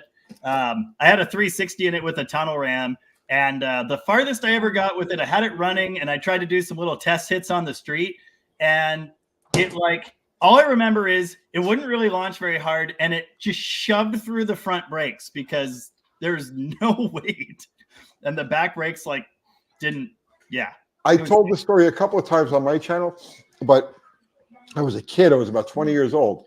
And I did this with a Charger. This first car, it was a 68 Charger. And it was the first car I ever went crazy with weight. Because at the time, I'm still learning. You know what I'm saying? Weight is everything. And I couldn't afford stuff like fiberglass or, that was completely out of the question. So I gutted the 68 Charger down to where when I was done with it, we had to move the car. And 4 guys were able to just grab the car, one by each, wheel opening and just move it around. Wow. Before I put the motor in it. Yeah. So I built a 440 out of shit that I had laying around, single 4-barrel, fender well headers. Don't remember what cam was in it. I don't remember what I ported the heads. Wasn't anything spectacular. 456 gear, stock converter, and a torque flight, 727. And the first time I got on that car, I crashed it into the side of an MG dealer. Lures MG. I crashed it into the side of their building because it had 0 brakes. I hit it. The car went because it had had no converter in it, and all of a sudden it just caught and shot. And I was like, "Whoa!" And I stood on the brakes and I slid into the side of this dealership. Just made a little damage on the car. Yeah. So I moved to another shop, and the car just sat, and I didn't do anything when it just sat and sat and sat. And I was like, I got to work on that Charger. This was a gas station, a service station with gas pumps, the old days, right? So I get the car running again, and I'm like, oh, let's give this thing a whack. So I did a burnout, backed up onto the tracks, hit it. Car took off like a shot and crashed into the side of an apartment building. I went through a chain link fence and crashed into an apartment building. And I bent the nose of the car up like this. And that was it, Wow. That was my first lightened car. Yeah. Yeah, that was my immediate experience. Oh my God, this thing is uncontrollable. It's great. Oh, it's awesome. Oh man. There's so many comments about PT Cruisers. I really apologize for skipping every single one of those. Because we were talking about RV cams, I got to put this up. I want a real 3/4 race cam. I don't care. I'll build an engine around it. 3/4 race, not full race. 3/4. Okay, so there was somebody who was talking about the purple shaft, right? Yeah. Okay, so because there's someone said, is that the same as a purple shaft? Okay. I mean, there were many purple shaft grinds. Exactly. Yeah. But the misconception is that there's a purple cam, and that's the right. But the way it worked was that if there was ground, it was marked with purple paint.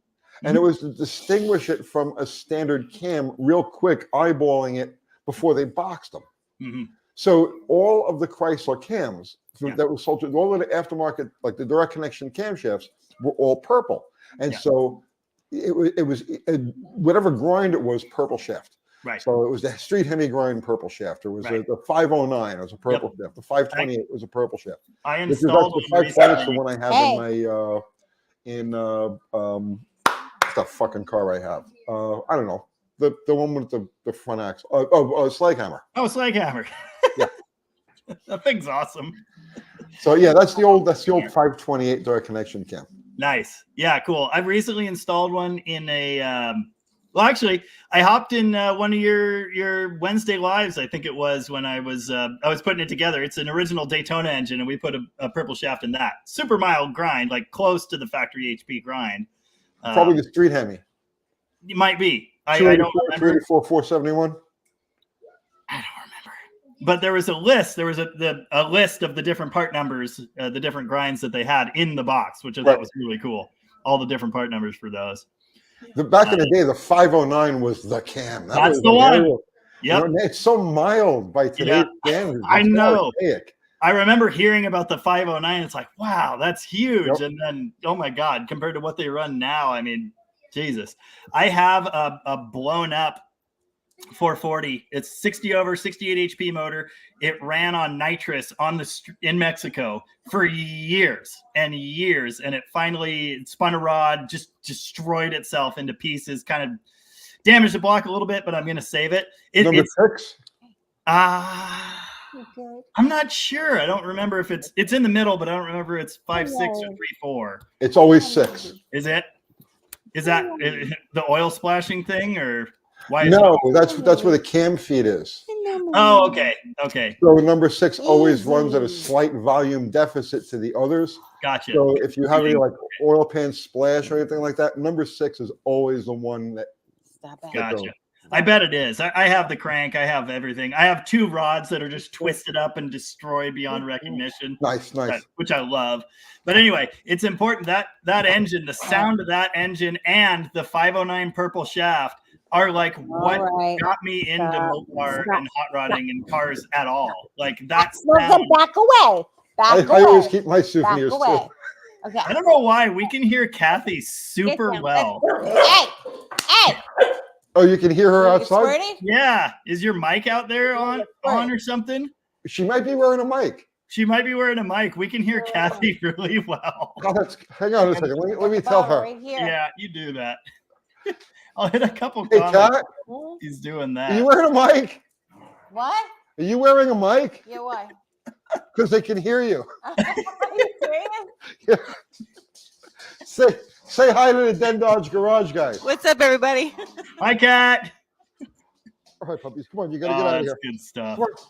Come on, no, you can't be in here. Come on. Bad dog. They were just pretending that it was an agility course in the living room, and then they started to fight. So you take No, keep it on.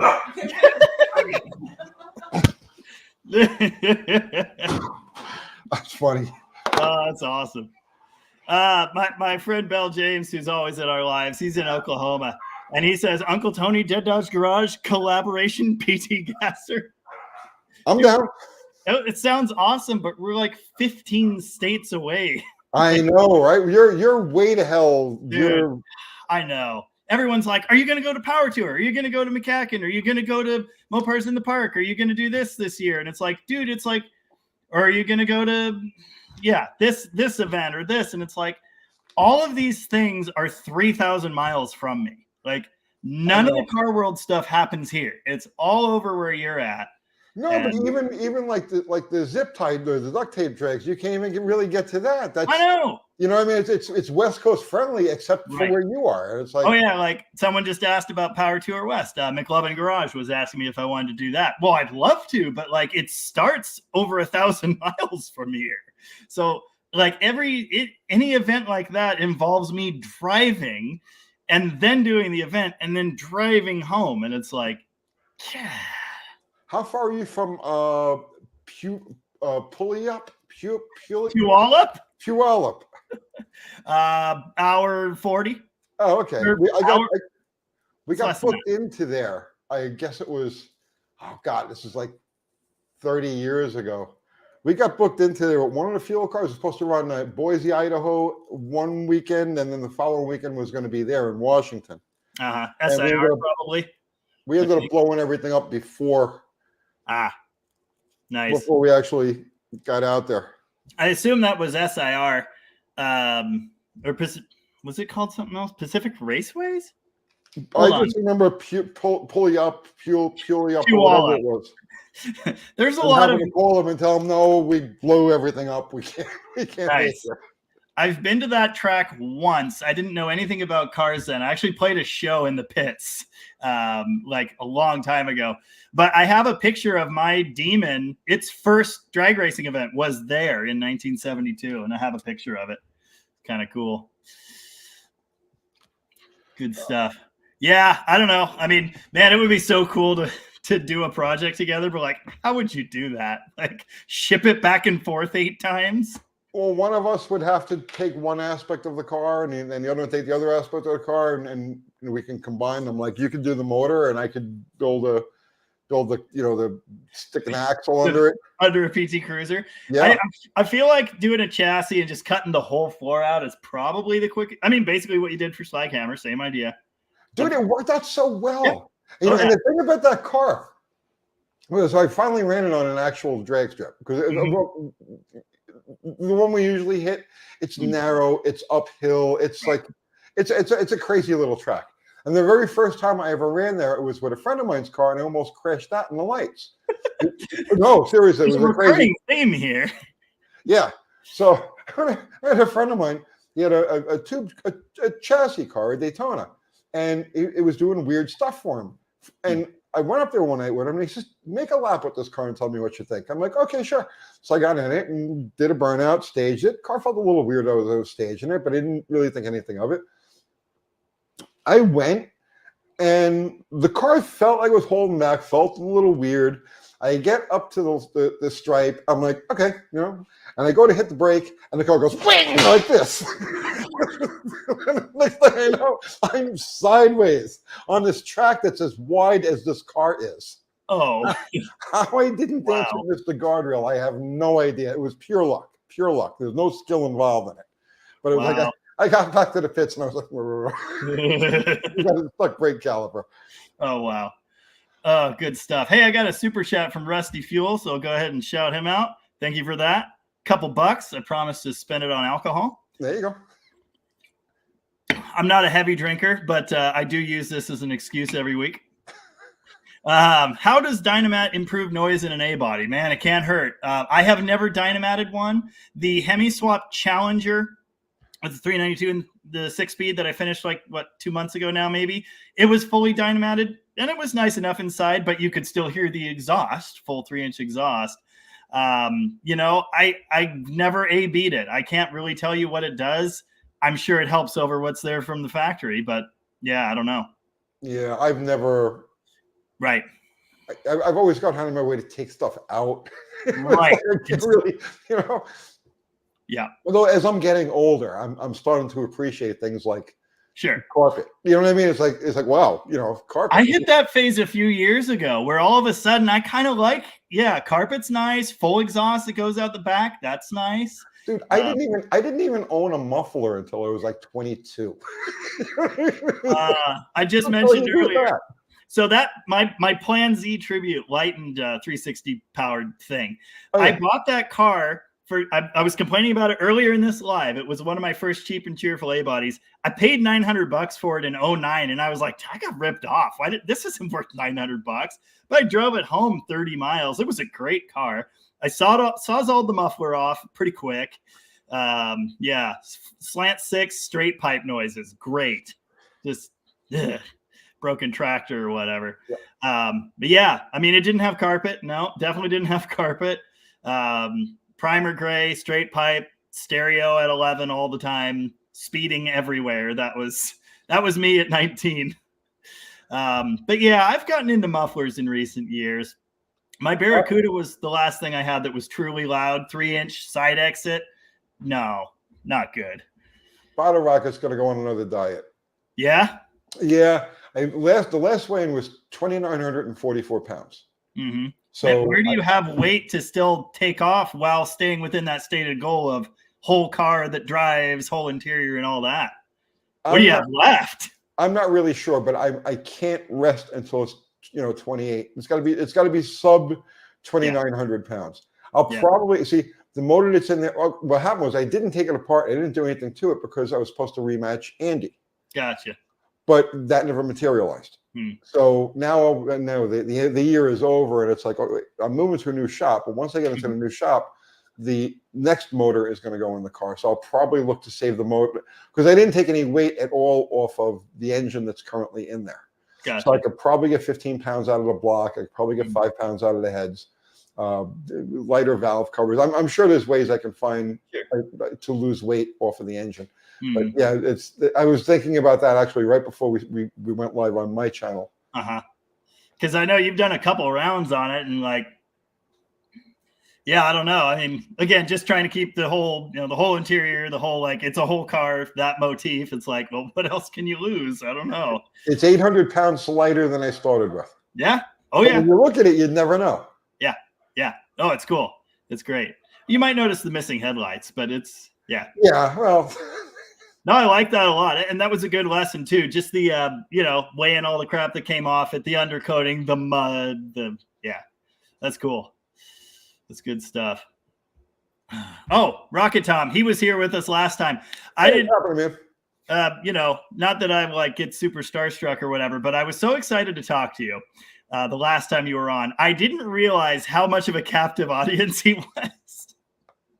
And I went back and watched the video later. He was supposed to leave and put his kids to bed, and he's just sitting there listening to us BS. Sorry, Tom. Anyway, quick check-in from Tom. This was before you hopped in, but quick check-in, moving my electric man lift from one shop to another to put up a giant neon sign and got it stuck in the yard. It's still there. Nice. He just did a bunch of rock out there, but it's never enough. That's why you got to keep an old wrecker around. Dude, Chevy one. Not that I want a Chevy, but it's a TBI Chevy, so pretty good. Yeah. Just popped up on Marketplace. It's a little more than I want to spend for $5,000, but it's a nice truck. And the record's not all rotten out. It's just a 90s retired record. They don't need it. Dude, it's like a Swiss Army knife. Once you have one, right? It's like, you got to move a motor. You got to do, and it's just that's what I'm thinking. There's no effort to anything anymore. You know what I'm saying? You got to pull a tree out of the ground. I've used it for that. You know what I'm saying? Yep. No, it's perfect. I know. That's mostly what I'm thinking is lifting engines and stuff around the yard.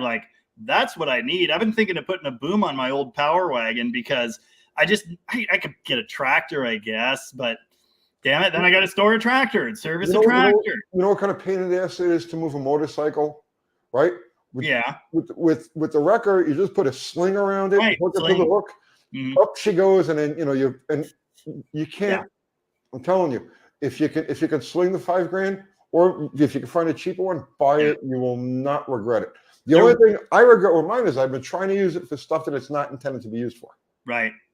So I've been using it to tow. Towing trailers, yeah. It's like I said in the video, it's like driving a Turkish prison. There's just nothing happy about it. Yeah. So it's going to get retired from that, but I have to keep it around because it's super useful. Yeah. Oh yeah, especially just out here around the yard. I need something to do that kind of work, and that would be really cool. There was a guy that offered me a factory W300 wrecker, a 70s Dodge wrecker. He said it was a factory wrecker truck, and I don't know anything about those. Dodge Retriever, yes. Yeah. Dodge Retriever, yeah. And I think it was a 77 or 8 or something. I'm not sure, but they built them from mine's an 80. Okay. They built them to 82, I think, from 76 to 82. Gotcha. Cool. Yeah, so it's one of those. I think it's a 78, and he said it's really solid, needs some work, but anyway, the money was I don't remember what he wanted. It was a little too much, and it's a good ways from me, but I don't know. I paid $2,500 for mine, and like it paid for itself. Like Right. Oh yeah, no. The month I bought it, it paid for itself. I need to get one, and I'll be happy I did. I realize that. Especially like, if you go to pick up an engine. I mean, right, whoop, right up. You know, yep. you just tie it down to the and head down the road. I've delivered engines with that thing, hundreds of friggin' miles. You know what I mean? You can't beat it. You just can't need that in my life. Yeah. Blue collar worker said it's not a Dodge if the door doesn't open when you turn corners, which reminds me of two stories. My Duster used to do that, and my my 48 Power Wagon I mentioned just the other day. I've been daily driving that truck around town, and this is only the first time this has happened. I went around a corner the other day, and the passenger door flew open, which is like the cab's structural integrity is not 100%. Let's just say that. That happens to Slag Hammer. That's it. Just as soon as you get like the 3/4 track, the door starts going like this. There's an added level to that in that Power Wagon because there's no seat belts. I mean, that truck predates safety by decades. So like your passenger is going to be removed from the vehicle. So we had that. I almost ran myself over with the car. Oh, we had a was it Memorial Day? I don't know. We had a get together at my shop. Yeah, heard about that. Memorial Day, and I had Slag Hammer out, and when I was going to put it away, I had to turn it around. I was like, I'll just do a donut with it, right? Yeah. So I start doing a donut, and the rear end kind of like did this, like a jerking thing, and it didn't have the door bar pinned, and the driver's door just push it, and it pops open. So when the rear end went bump like that, I got thrown through the door bar, and the door kicked open. And the only reason I didn't fall completely out was because I had a grip on the steering wheel, but my body was like halfway out of the car. Oh my God. I work on mail trucks, right? I've got the LLVs, the horrible aluminum boxes that they're using for some reason. Right-hand drive, slide open door and everything. And their carriers are not allowed to drive with the door open. But I'm a contractor. I could do whatever I want. So especially when we had our old shop, I'd always be ripping them around corners and stuff. And man, one day, doors open, I'm not wearing a seatbelt, and I take the left corner and I'm hauling ass, and like I almost fell out of a mail truck. Nothing will get your attention quicker than that. You know, it's like that's when you know you're alive. You know what I mean? Oh. Mopar Man 67 says, I think you need to do a video with Uncle Tony. He's right there. We're doing it right now. Imagine the hits on that. Yeah, this will be like a little nugget because he's actually been in another live as well. When I was in Montana, Butte, Montana. Yeah, that's right. I remember that. It was a long video, so I wouldn't expect anyone to watch the whole hour and 15-minute video. I didn't watch it. I didn't think so, but you were in a snippet of that because I used part of the live, just real fast, and also a snippet of Tom talking about how the video was going to be a failure because the car didn't break. The car broke the next day when I left Butte, like 20 minutes out of Butte. The shit hit the fan. It ended up on a tow truck, and then I fixed it, limped it down the road a little more, and then it ended up on a trailer. So how far did you actually get with it? I drove 1,800 miles. But here's what happened. Water pump broke, and it took the radiator with it when it went. It was making noise that morning. I knew it was going. Couldn't find an iron water pump anywhere in Montana. I was trying to limp to Eastern Washington. There was one sitting on a counter waiting for me. Didn't make it another 30 miles down the road, and it exploded. But it had also pushed a head gasket out. There was no advance curve. The weights were stuck out in the distributor. Springs were gone. One of the springs was gone. One was broken. So it had no advance curve, and the vacuum advance was bad. So I'd been playing with it by ear, just trying to get it right. Well, I think I was running it with way too much advance, and it pushed a head gasket out. So that's the downside to the 4 bolts. Mm-hmm. The heads. Right. Just right there through that middle spot. Mm-hmm. And I've seen it before too. It's always right there. So anyway, good times. As far as doing a real video, man, I'd love to. But as we discussed, I mean, there's like 3,000 miles between me and Tony. So if we did collaborate in any way, it would have to be, through the internet. It would be hard. The problem with doing stuff like that is that it becomes contrived. Yeah. You know what I mean? It's one thing to like if I do something with Kiwi, Mhm. He's 20 miles down the road, so it's just a natural It's thing. easy. Yeah, right. You know? Exactly. When Jim Bennett was alive, I'd run over to his shop. We'd do videos.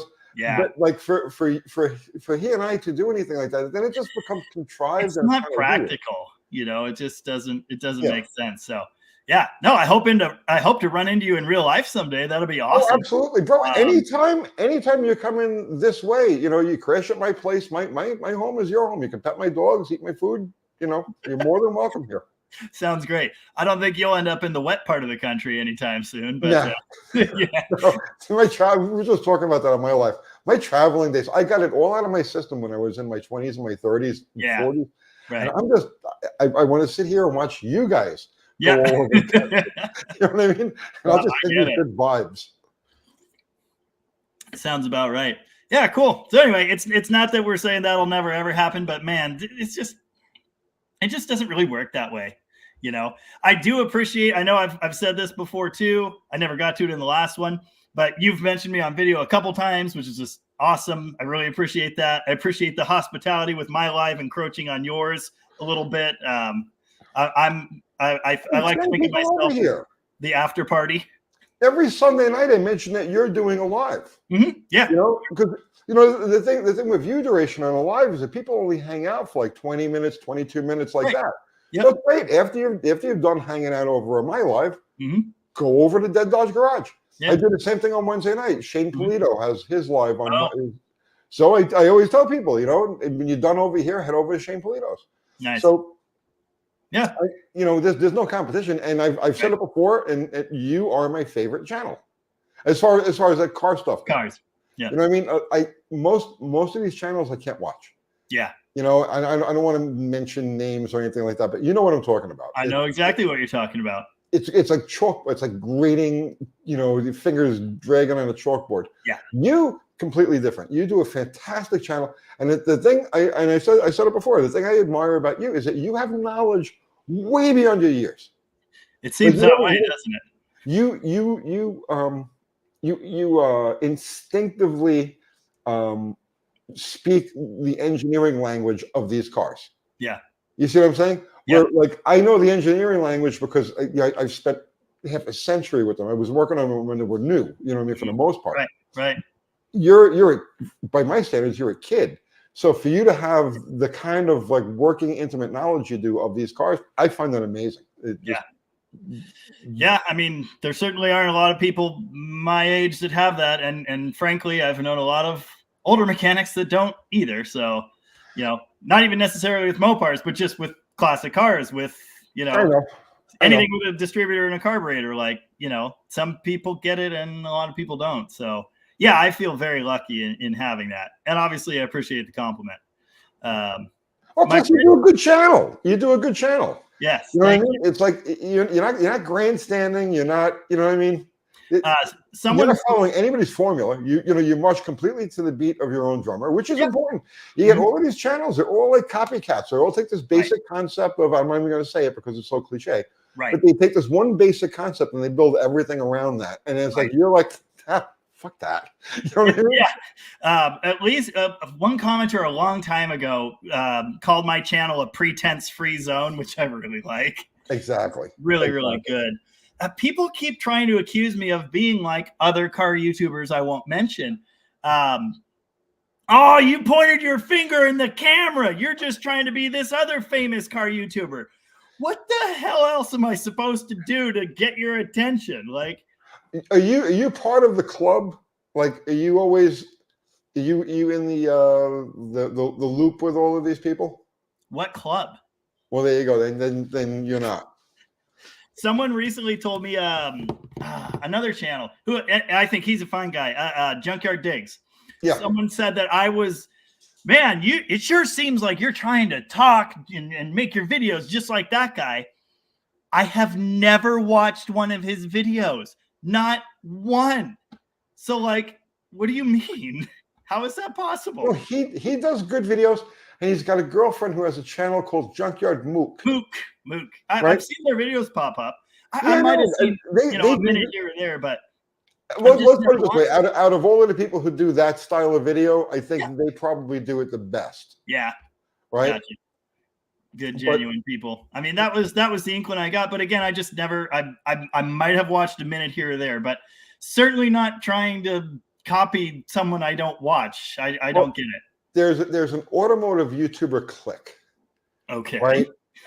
Where they're all always Snapchatting each other, and it's like this thing that goes. It's like an incestuous little relationship between these channels, and you're not even aware of it. So therefore, you're creating pure content. Yeah. That's the thing, and I've tried to. And again, like I know, you ignore the commenters. It doesn't matter. It doesn't matter what they have to say. You know, people are gonna not like what you're doing, and that's fine, and I'm fine with that. But I have tried to explain to these people, like, I'm not doing anything because anyone else did it. I mean, the stuff I do on the channel is stuff I do. It's stuff I've done. It's what I've been doing for years. I'm just putting it on video now, and I'm trying to do that in an entertaining and unique way. And I think it's entertaining and unique, but it's great. Yeah, but you know, the thing is, it's impossible to be completely original because we're all dealing with the same basic subject matter. Exactly. I'm next to a car and I'm trying to be funny, so I'm the same as okay, fine. You know, fine. Yeah, to that end, yes, but. You know, I'm not doing the same thing. Hey, IB Thunder sent me $10 and said, great channel. Thank you very much. I do really appreciate that. You know, again, like just the fact that I'm able to do this at all and I'm able to do it my way and it's working to the degree that it is like, it's a great feeling. So thank you very much. Obviously, I appreciate the people that hang on in the lives. The people that are always in the comments, the same people who always have nice things to say. I really appreciate it. The people that just keep watching, it's really cool. Yeah, thank you. Your channel has a lot of growth, Eddie. You're gonna. I'm telling you, you're gonna do good. You just keep at it. Yeah. Oh yeah. Nope. That's what I'm doing. So when you mentioned me in that video, you talk about my video, and then you did a video, same subject. It basically the whole thing was just leave it alone, you know, which you already did some years ago. That's fine. Same idea, you know, just kind of my take on it. And you mentioned that video and my aftermarket wiring video. So I got a good few hundred subs out of that, which was cool. But I hit 10,000, like seriously, half an hour before you posted that. I picked up another 1,000 in 5 days. And then the next 10, it's been 6 months since then. It's been 5 months since then. Doubled in size. It'll come in spurts. It's okay. It's weird now because I've been watching this for 5 years, right? So if you look at, like, if I go to my subscriber analytics, it's literally a line just like this. It's dead freaking straight, right? Yeah. You know, on an angle. Yeah. But YouTube modulates it. So what will happen is 1 month you'll get 3,500 new subs. The next month you'll get 8,000 new subs. The next month you'll get 5,000 new subs. The next month you get but what happens is it kind of modulates it so that you're always getting this. It's weird. That line. Yep. Yeah. And it's so funny. Like you put out this video, it doesn't do that great. You do this one, it does well. You do this, you do that, whatever. Yeah. Oh, great day, not so great day. Great day, not so great day. You zoom out to that year view, and it's like, oh, it's just kind of doing this. So, you know, it's kind of important to just keep the eye on the prize and keep doing it, you know, and not get disheartened or. Well, you know, the key, what you remember with this, if you're going to try to do this for a living, right, which I've been doing this for a living now for 4 out of the 5 years. So this is the only source of income. Yep. The thing you got to just keep in mind is that the more stuff you put out there, you're always going to get paid for it. So if you've got 1,000 videos and each one of them gets 10 views a day, that's 10,000 views. Yep. You know, if your combined CPM is let's say $10 amongst them, that's $100 bill in your pocket. Yep. You're going to earn money while you're sleeping. Yep. You know what I mean? So just keep throwing the material out there. I don't know what the actual number is. It's somewhere around 400 videos right now, I think. I think that's probably where I'm at. But yeah, no, I've noticed that. I mean, they just get views forever and ever and ever, and yeah, it just builds and builds. And well, the evergreen content, you know, there are certain videos that I've done that I've just they keep coming back. The best one was that the battery. Oh yeah, yeah, right. Yep. That one, and that had a ridiculously high CPM. So, and we, I mean, I can't even tell you how I made a stupid amount of money off of that video. And You kind of did tell us last time you were on. You quickly mentioned what it was, and it was like, whoa.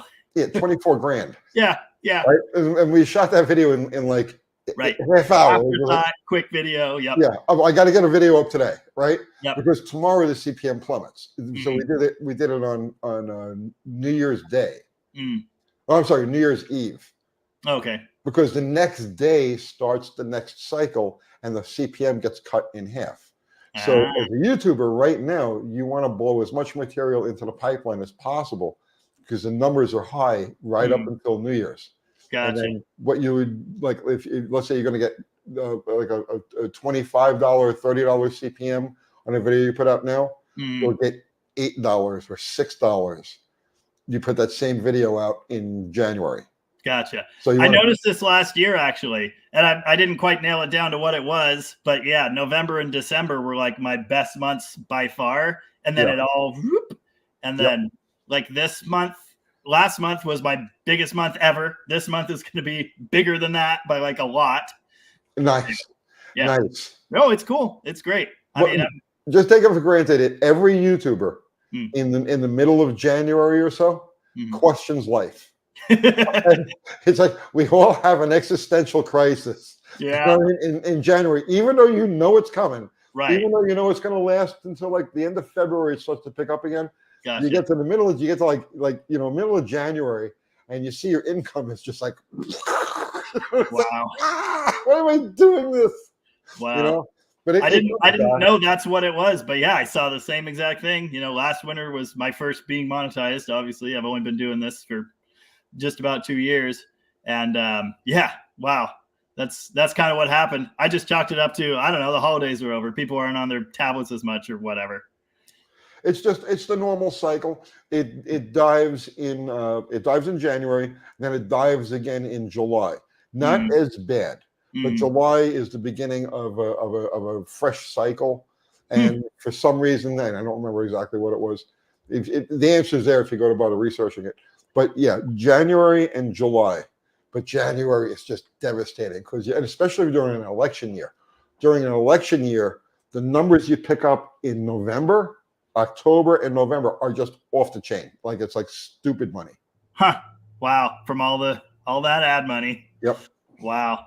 I have to say this. I will have to check out pretty soon here. I got to get my daughter situated for the night. I know there are a bunch of comments in here that I could probably refer to you. There are a lot. So I apologize to everybody. I just do not have the time to get through these comments. It's impossible. My apologies. Obviously, this live took a bit of a turn. But anyway, I do have to say, my friend Donnie said that you should have me on your live sometime. Sure. So, anytime. I don't know. Do you want to do Kiwi? He's got to see a doctor. He's not going to be around on Wednesday night. Do you want to do the Wednesday night tech talk with me? Dude, I would love to. Awesome. I'll do it. I usually do it at the shop. I'll do it at the house here. So we got StreamYard. Cool. So it's 7 o'clock my time. I don't even know if you have clocks out where you are. I think we do have clocks. Okay. I think it'll say 5 p.m. my time. Is that good for you? Yeah, that's fine. I'll have to usually at that time I'm in Olympia at Rocket, so I'll have to rearrange things. That'll be fine. That's not a problem. Sure? Oh, I'm sure. That you sounds can awesome. do it from Rocket. I could, but then I'll end up being there until you go, what, 7 to 9? Yeah, 2 hours. But you don't have to stay for the whole thing if it's not practical. But I would be honored to have you on there. Definitely. Dude, that would be awesome. I'd love to. Yeah, the Tech Talk things are cool. That's, okay. Excellent. Yeah. Cool. Let's do it. So you got my email. Shoot me back something. Let me know how to get on there. I'll have Kathy send you a link sometime during the day on Wednesday. Cool. Sounds great. All right, guys. I guess I'll be on. Guys, before we go? One more time? You want to take anything from these guys before we go? Yeah. Let's see. There's a lot. There's so much. I saw a good, speaking of Tech Talk. Well, let's rapid fire them. Rapid fire. Oh, dang. Oh, crap. There's a lot of discussion back and forth about ignition problems. Oh, man. Yeah. Oh, there were comments referring to how everyone could hear Kathy better than us. That was cool. I didn't realize what was going on at first. I heard a sink running. I heard dogs, and then I heard her talking to dogs and stuff, and that was kind of funny. Oh, Blue Collar Worker asked if you could make the oil pan deeper for the Belvedere for your slant deal. Yeah, I already did. I already made a deep pan for it, and I actually did a video on making a deep pan for the slant. Yeah, and all the baffles and all that Yeah. stuff. Because the slant, see, and there's another thing I learned from you is what happens with the oil control in the slant or lack thereof. And Oh, why it's always horrible. the 5 and 6 rods. And everyone I've seen, that's what it was. Except I blew up a 225 with a shit ton of ether. Wasn't that hard. It had been sitting for a long time, but I sent a rod through the block, and I think it was a 3 or 4. So yeah, Speed and Demon said you guys need to do a live together. We just did. Yep. Marketplace versus Flakes List versus Auto Trader versus Newspaper Classifieds. Which one? It's Flake List. Go Craigslist. It's still Flakes List. I want to start a campaign to make Craigslist great again. Great again. It Because was. Facebook is so freaking toxic. I hate the idea of using Facebook for anything, but Marketplace is where it's all at. It's where it's at. So that's where I am, and it sucks. To me, Craigslist has been a ghost town for years. So It has. It has. I just don't even look there again anymore. I think collectively as YouTubers, if we all got together and tried to reinflate Craigslist, I think we could do it. Yeah. Let's make Craigslist great again. Don't they charge you to list a car now? I have no idea. I heard that somewhere, but I don't know that to be true. Blue Collar Worker also wanted to know, wasn't the 509 the largest you could get in hydraulic back in the day? Is that true? I don't know. No, it wasn't, but I don't remember the cam that came after that. Gotcha. The 509 was the one. So it was okay. On some of the big block, so you can only go between like 525 and 550 lift on a big block without pulling the valve springs and grinding off the top of the guides. Yeah. So all of the cams because back in the day, nobody was looking to do head surgery on their cars. They were just looking to throw a cam in it, intake, carburetor, headers, and send it. So cams in that 500, 520 lift range, they were the popular ones because they didn't require any type of special consideration. And the 509 was the cam that everybody went to. Yeah. But yeah, if you can find the whole list of the old direct connection purple shaft cams online. They'll be the part numbers and the specs and all of that. The 90s Magnum engine, it's the lift ceiling on that is really close to that too. It's like, but 510, I think, is the biggest you want to go without grinding the guides down and changing the keepers or whatever. Yep. Mexican Spec says to buy a car close to you and drive it home. If I find the right one, I will absolutely do that. We'll stop off at Tony's on the way. Oh, go to the Woodward Cruise and bring the 68. I'd love to, but again, that's a long haul for this guy. Yeah, that's a long haul. Really, really is. That's the nice thing about Tennessee. Yes. Now, and speaking of which, DD Speed Shop drove from Canada. Yes, I know. And that's actually the response I predicted when I was complaining about that. Yeah, he drove thousands of miles to get there. That's great. But there's time and no kids in school. Yeah, plus you got to understand the difference now. If Jamie makes a trip like that, he's basically funding it out of his pocket.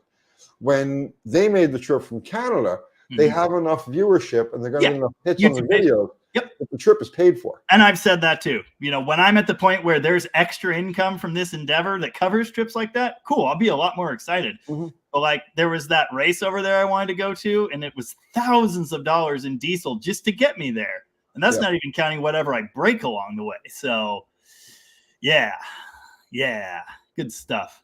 Not all YouTube circumstances are created equally. J240 Maggie, I don't know if you know are you hip to the Magnums? You were still working on actual things when Magnums were hot. Of course. Yeah. So driving the other day, just shut off, still getting fuel, rotating, not sparking anymore. So I believe crank sensor most likely, isn't it? Probably. Because usually, if I'm remembering correctly, crank sensor, spark, cam sensor, distributor pickups, fuel, basically.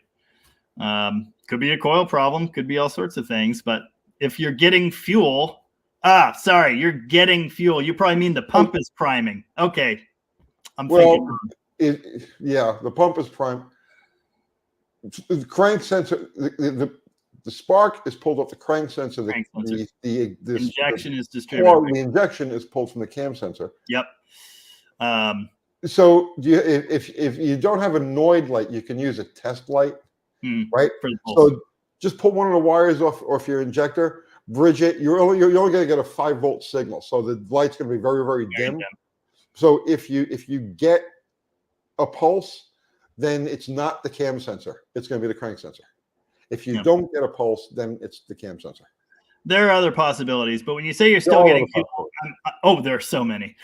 PCM, wiring, ASD relay. If the ASD is relay, he wouldn't be getting a prime. Fuel pump would still prime because it's a separate relay on Magnum. On TBI, they're one relay.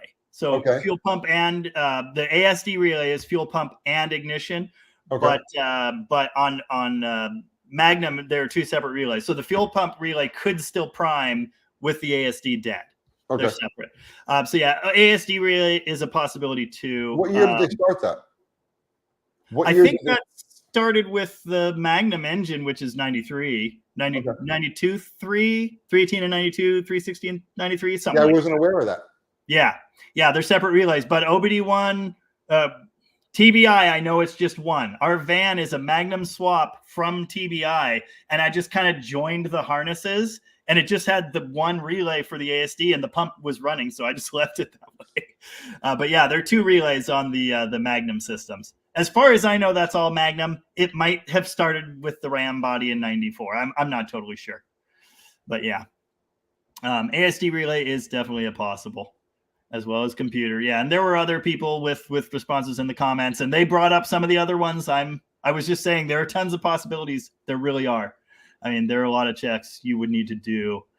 He swapped computer. Okay, not a computer. Well, I said the first step in trouble, because you can run through the whole flow chart. Right. But the first step in the basic troubleshooting is, are the injectors getting a signal? Right. Yep. Because that'll tell you right there, computer's live, cam sensor's live. Right. Yep. I mean, coil's possible. I have seen a no start, just dead no start like that, and I replaced cap and rotor on a Ram truck, and it fired right up. I have no way of explaining that, but it's something I've seen. So it didn't cough, sputter, nothing. I put a cap and rotor in it, and it fired right up. What was the coil wire like? Not burned to hell, but I may have done wires at the same time. Because I've had that happen many times. Burned internally? Yep. Yeah. Yep. I've seen that a couple times now. Really interesting. I'm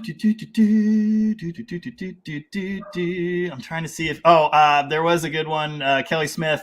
I'm not a heavy drinker either. I only weigh 180. He changed the whole distributor, and that made no difference. So there goes cam sensor. I'm still leaning toward maybe ASD relay. There is no ballast. No, there's no ballast by then. Long gone by then. Holy crap. Wow. Tom sold the purple Charger that I drove home from Chicago, and that guy is already trying to make more money off it.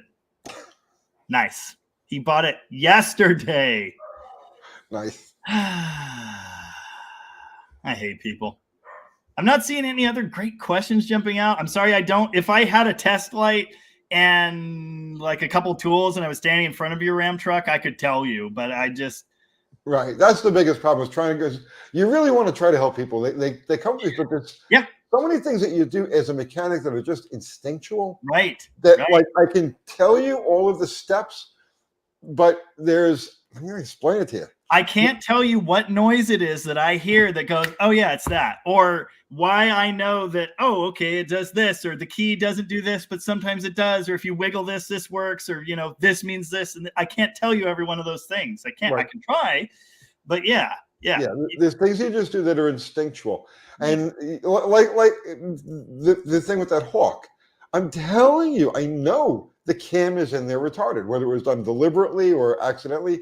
That cam is backwards, and I can tell just how the motor sounds when, and this is over video. This isn't even being with the just the way it responds to throttle I could tell you, for sure. And then, of course, it picks up. You get around 3,000 RPM. Yeah. It's in boost. You know, and now, And the party's now on. she comes around. It's super retarded, and that's why it's all happening at the top. There's no cylinder pressure. Yep. Yeah, that must be it.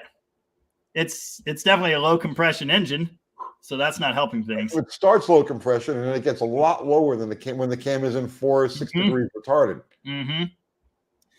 Yeah, damn it. Now I have to tear it open. I'm not looking forward to that. When are you moving to Tennessee? I'm not moving to Tennessee. I apologize. You're not I going like to it over Tennessee. here. What's that? You're not going to move to Tennessee. Then you're not going to be like the other YouTube. So I know they're all moving there. Everybody's here. Isn't Whistling Diesel your neighbor or something? What's that? Isn't Whistling Diesel your neighbor? Or something? Whistling Diesel is 5 miles down the road from my shop. Oh, he's actually that close. Yeah. And then if you go another 30 miles down the road, you're at Vice Grip's place. Sean from Bikes and Beards just moved just north of Nashville. I don't know if you're not a bike guy, are you? I crashed a 1972 Honda CB750 when I was 24 or 23 maybe. And I've basically never been on a bike since. I was really super into Japanese street bikes for a while there. And I'd love to rock, man. I don't own any right now, but I love them. I love them. I had a bunch of Kawasaki's, 550s. Had a 750 CSR, which was a decent bike. I got that CB750, the original ton-up, the original super bike. I love that thing. And then I crashed it, and I was like, you know what? I need 4 wheels and a roof. And yeah, that's been where I'm at ever since. I'd love to have Sean, who does a channel called Bikes and Beards. Okay. You should check it out. It's a great channel. You know, he's one of them like apex YouTubers. He's really, really good at what he does. Like you, actually. Cool. And he just moved to Nashville over here. Gotcha. So it's like we're becoming a mecca. It's this whole thing. And that's interesting to me, but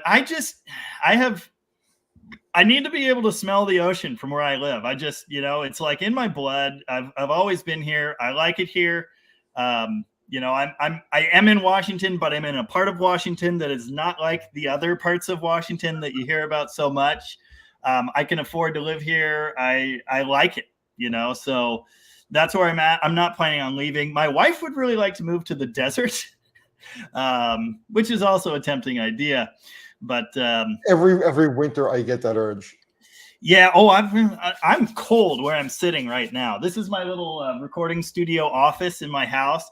It's an addition with no insulation, no heat, except the little thing going behind me. It's terrible. What kind of music do you do? Well, to intro the show tonight, I played. Where did it go? Oh God. Oh, I was playing some slide blues.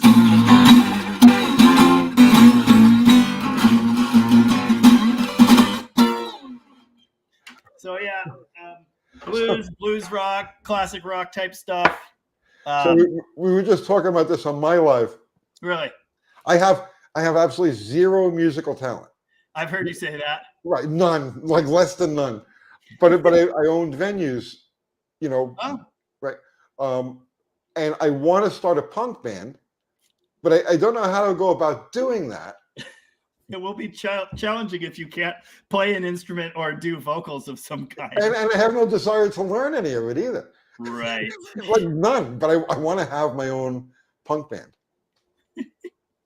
Well, I hope that works out. So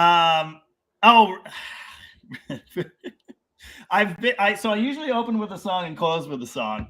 And I keep playing Rumble, and Robert Hill says, "Is it Rumble time yet?" Yeah, it's pretty close. It's we're a half hour over time, so I probably better play the closing song. You ever listen to Link Ray? No. Oh, fantastic musician from many years ago. I've never heard of him. Oh well, anyway, this is Rumble, but it's not as impressive on an acoustic guitar.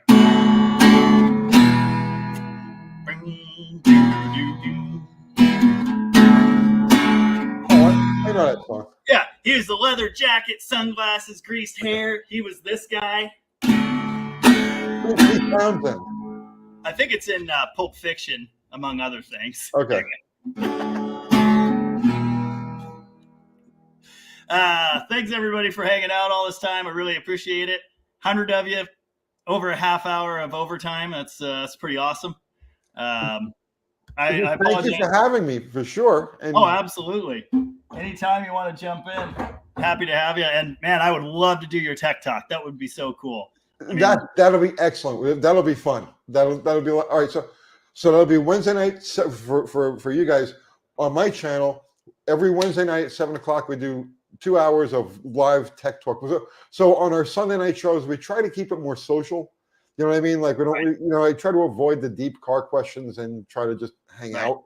And then on Wednesdays, we try to do the opposite, and we try to like dig into like tech Yep. questions. Yeah. So Wednesday night, 7:00, we'll see you on there. Awesome. Yeah. Yeah. So that would be 5:00 my time. And all of Jamie's regular viewers, thank you for having me, I guess. Oh yeah. They didn't have much choice. Well, they could have tuned away. They could have said, "Who is this asshole?" And clicked, you know what I mean? So it's like, thanks for hanging out. Oh yeah. Yeah. I think anyone that knows me knows Uncle Tony. I haven't done it as much lately. Okay. Oh my God. Damn it. I forgot a very important thing, and then we'll go. I just bought an XJ. Did you? I did. And you're gonna love this. It made a knocking sound. Yes. And I was like, I know this one. I know exactly what this is. So I bought it. My neighbor had it sitting in his yard. $1,000 XJ. What year? 2000. Nice. The That's best the coil one. unplug. That's a little. That's got Yeah, the it is coil coil unplug unplug, yes. ignition. That's Yes. That's not as desirable as. Yeah. Is 99 the last year distributor 2000 coil unplug? Okay, yeah. Yeah. So it is coil unplug, but everything else about it's great. Yeah.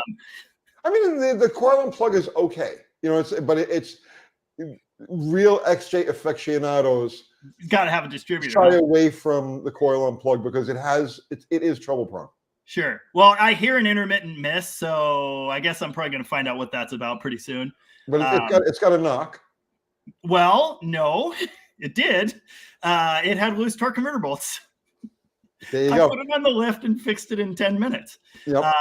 But then I realized the seized caliper, the axle shaft joints were in pieces. Like, oh my God. So I completely overhauled the front end. The rear shaft vibrates. I got to do that next. Like, anyway. Oh, they did a 2-inch lift on it, right? No lift. It had big tires, no lift. Really? Yeah, so it's still stock. Big. Not that big. What happens is they do just a lift, but they don't angle the transmission down, and it tears up the Maybe I should check because it looks stock. It does not sit high at all. But the front lower arms have been replaced. Would those be extended on those lifts, or are they just a spacer? No, on the Or two-inch just a lift, they extend. They put a taller shackle on the back and a spacer on the And a spring, spacer, coil and spacer. it's just enough to put the drive shift, to pull the drive shift out of the transmission and put it at just enough of an angle so that at around 50 or 60, it wants to oscillate and it tears up the bushing, the tail shaft bushing. Gotcha. The tail shaft comes right off at 6 bolts. Right.